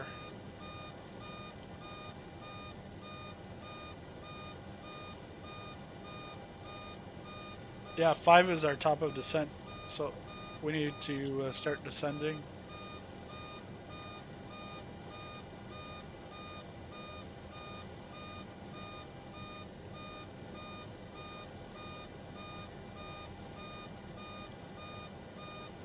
And we can actually go into clipboard.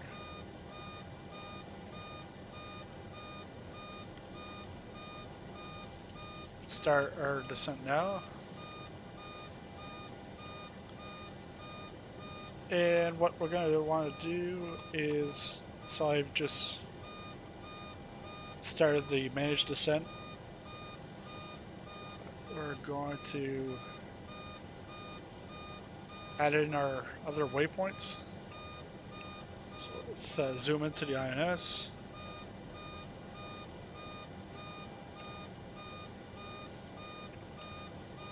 We want to go back to waypoint 1. Waypoints. I don't know what happened there, but alarm's off. We're at waypoint 1. We want to put in north 4543. 5, insert, and then west 7257, decimal 7, insert, waypoint 2, north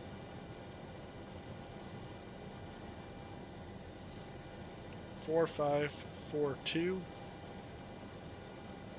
.5. Then west 7307 .4. Insert number 3 north 44537 .9.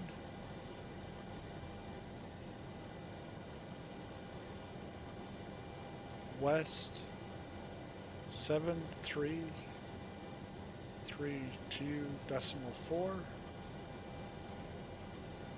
Insert, then waypoint 4.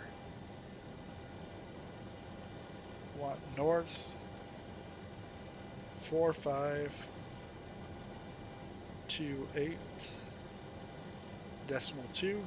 Insert, and west 7344 .5. And I think the alert is showing you that the waypoint, it's changing waypoints. So that's all 4 of them. Let's go back to distance. So then we're now going from 6 to 7. Once we get to 9, we're going to want to go waypoint change 9 to 1. And then I'll keep us going here. All right, let's take that out.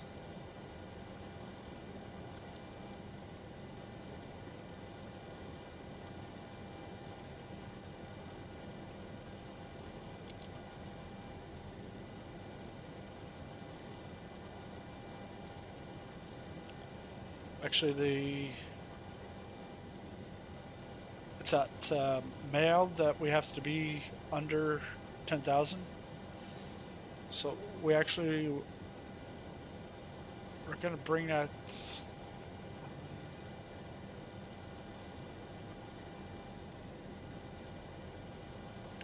Let's bring it to 5,000.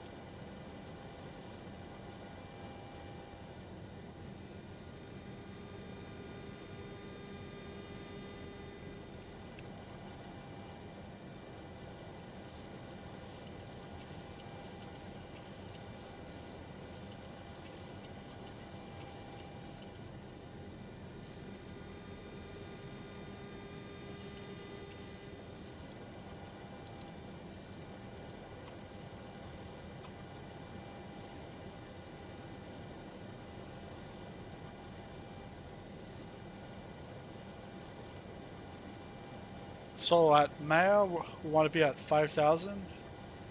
This is going to take us down.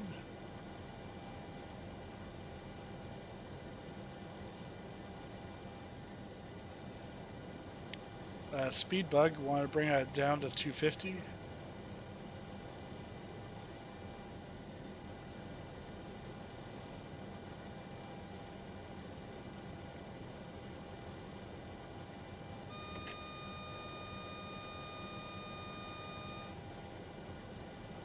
I think, again, that's auto throttle going to idle.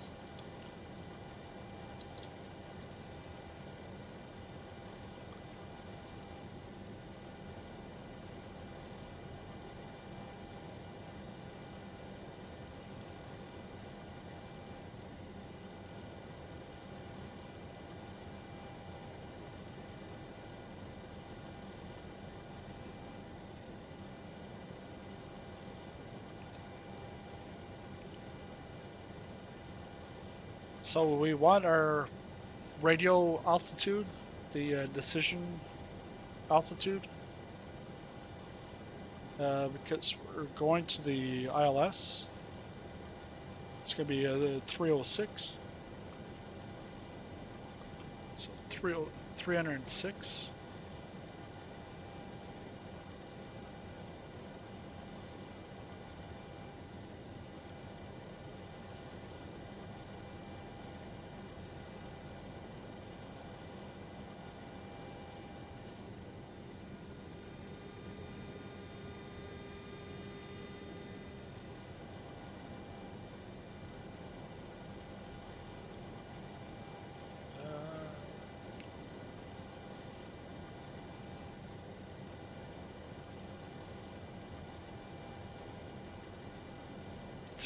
Yeah, 306.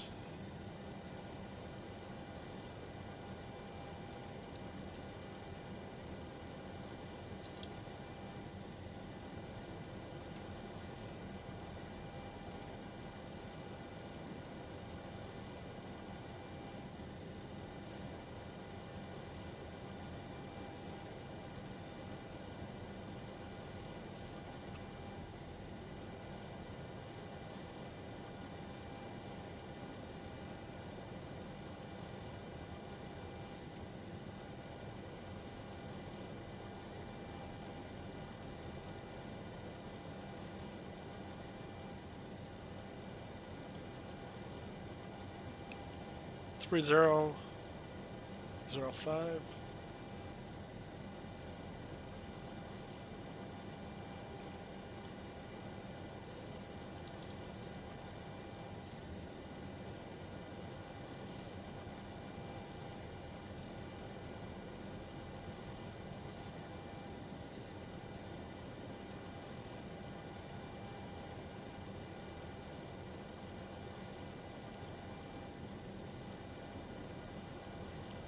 So we're not that far from Maya, and actually back down here 9 there it automatically reverts back to 1 once it gets to 9, so that's perfect. And we've got our last waypoints in, so we're good there.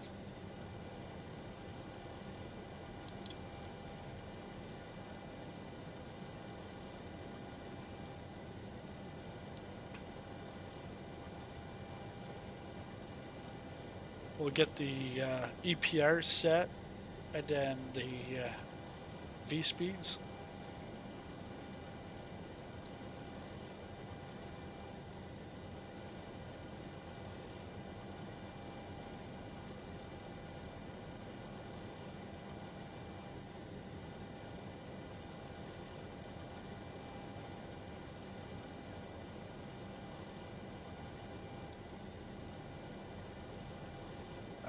Let's see. So it's showing the V speed.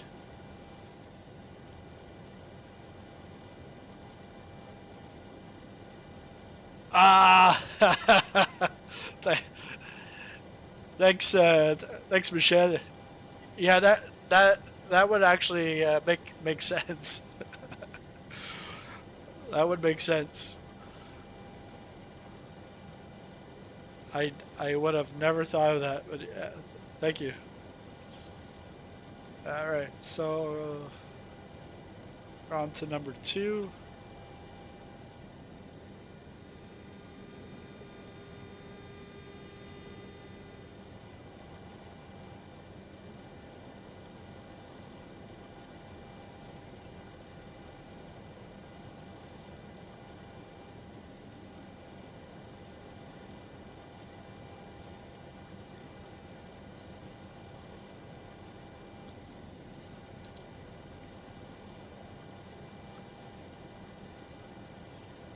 But yeah, that would make sense, because I also did see that the pressurization was at 330. We weren't going up to 330. We cruise at 300. But if we look back, obviously we don't have the alarm right now, but back here.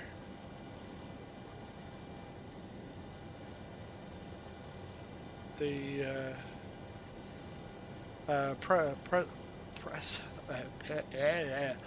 pressurization.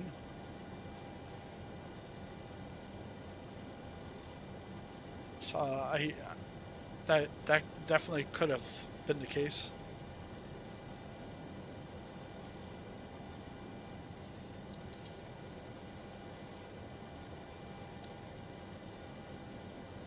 All right, let's get this ready for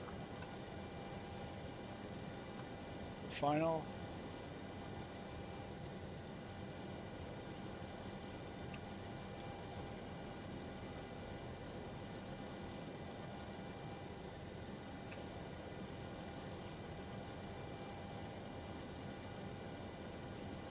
3,000.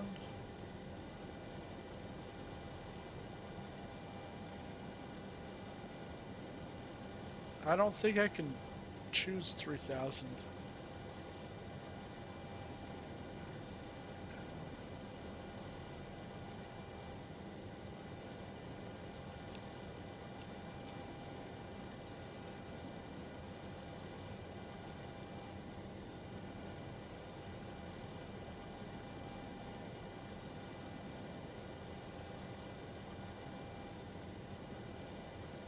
Oh, my speed bug.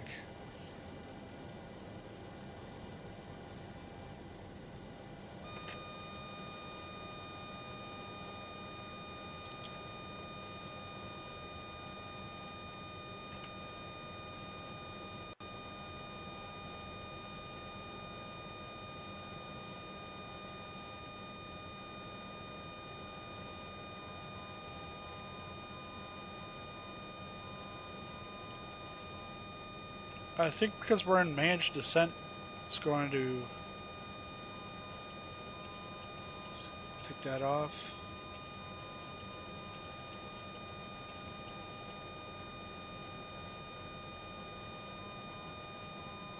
Because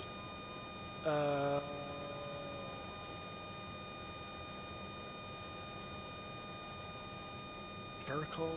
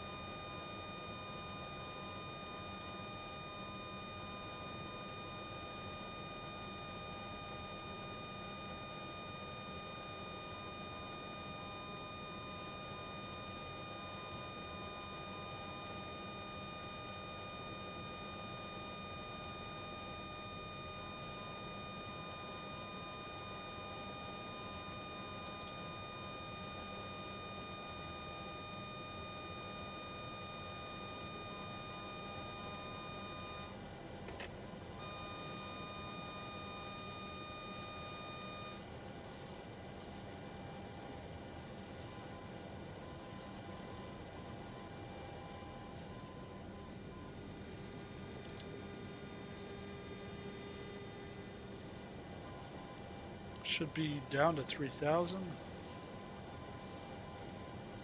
We're at 6.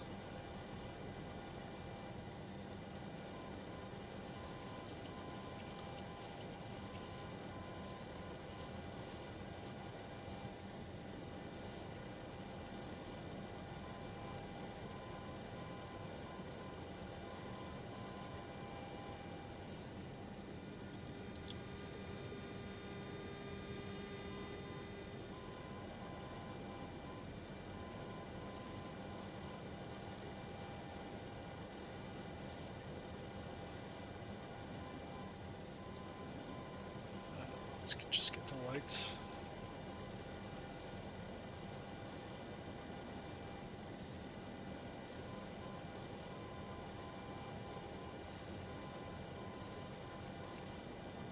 Oh.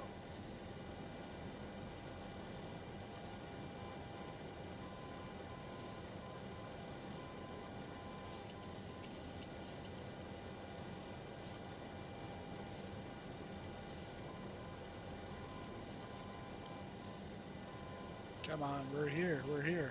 Gotta get down. 1,000 to go.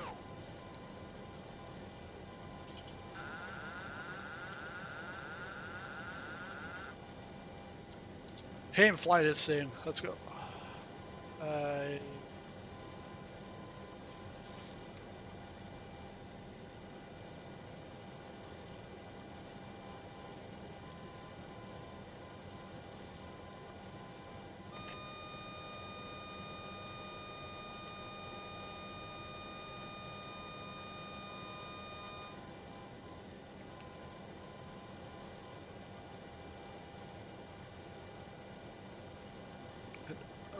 Coming in way too quick.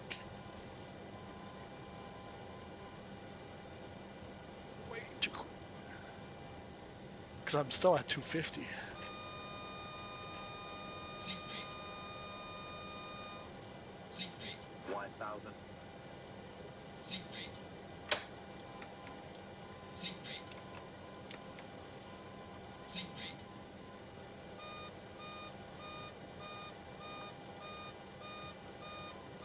500. 400. Minimums. 300. 200. Seat rate. Seat rate. 500. What is it? What? This is a taxiway. 10.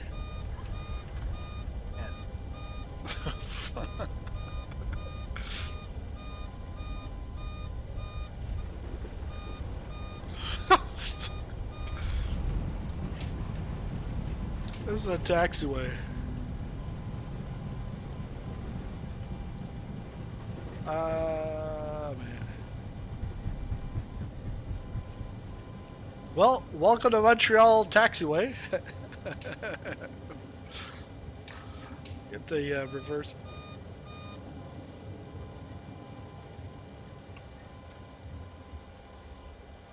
Let's get that off.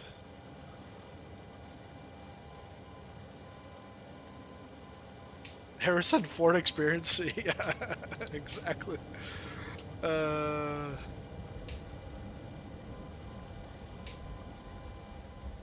Son of a gun.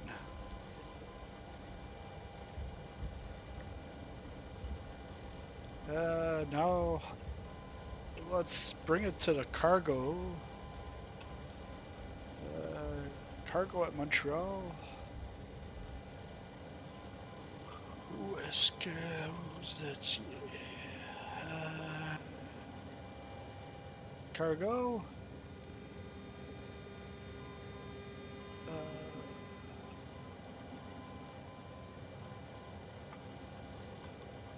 Just look.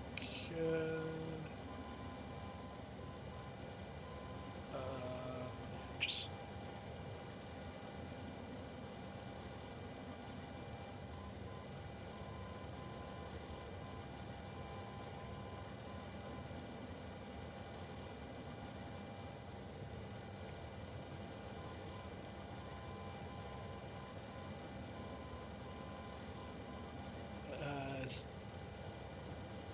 I don't know, but I'm gonna try to go over here.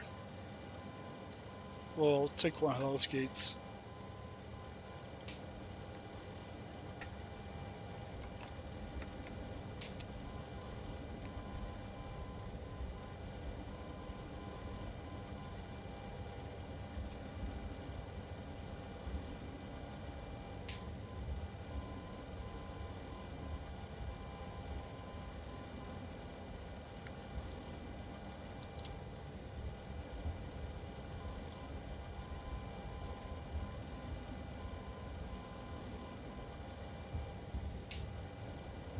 But yeah, this is my first time flying this. I had it over the weekend. I was taking a look at the interiors, but this was actually my first flight, and I was a little like iffy with with the INS. But I'm like, I want to learn this INS because it's something from the past. Like to go with like a GPS. Oh yeah, well it's much easier. Well, why make things super easy? Do it like it was back in the day. Oh yeah, I can see the lines.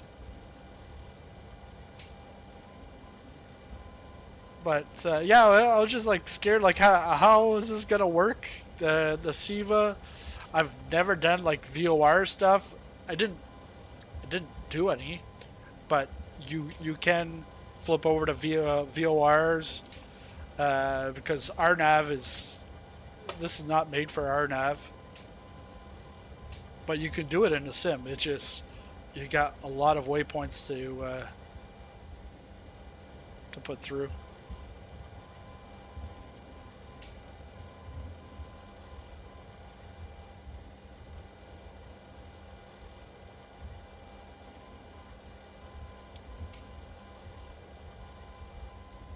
go. Montreal.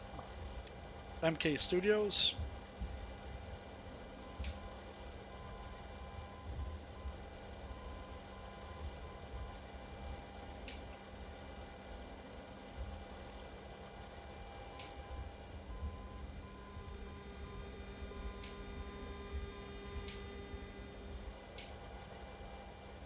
Now I'm thinking, now that I got here, maybe just fly back. I don't know. Just looking at time. Time is of the essence. Yeah, let's go back. We'll go back. And I see now, because the ILS is on the nav. I see 1 mile away from the ILS.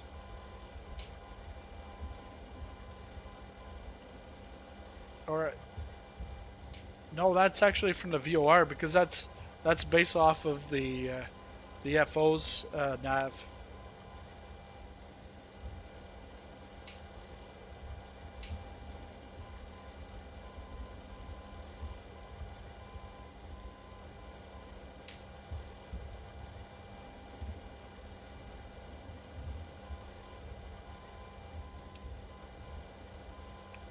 So we're gonna go down over here. I think that is cargo.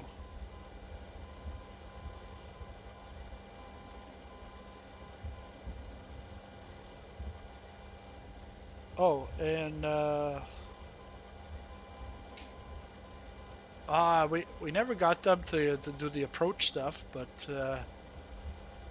after landing.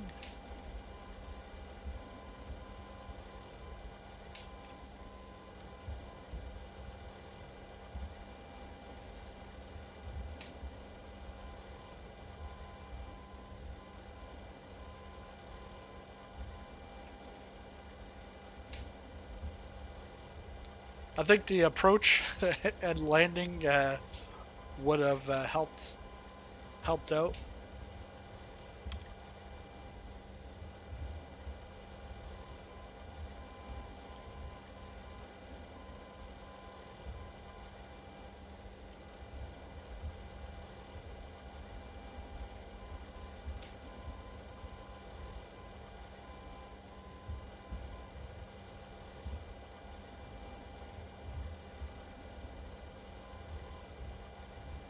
And we'll go right in here. Turn off the taxi light. Don't blind a guy.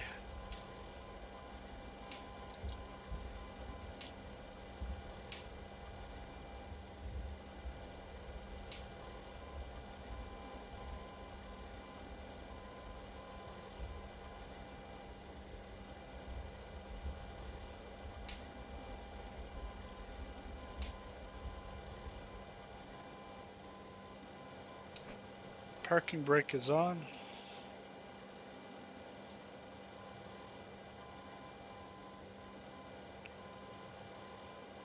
Still doing the after landing. Come on, what are you doing back there? Let's go. We gotta get rid of this cargo. Alright, I think I'm going to leave it like that, but I'll be back tomorrow night in the E-Jet, a virtual United flight, going from Jackson Hole, brand new Jackson Hole from Dreamflight. It looks much better than Axono's Jackson Hole. And we'll go to San Francisco from Flightbeam, and then we'll go back to so that will take me, give me about 3-4 hours with virtual United. But that's it for this stream. If you liked it, make sure you smash that like button, and I'll be in this plane again. I'll try to get some videos, especially the CIVA, how to use that. I've learned a few things on this flight, and I bet I'll learn a lot more in the coming days. But thanks a lot for watching, and I'll see you in the next video. See you then.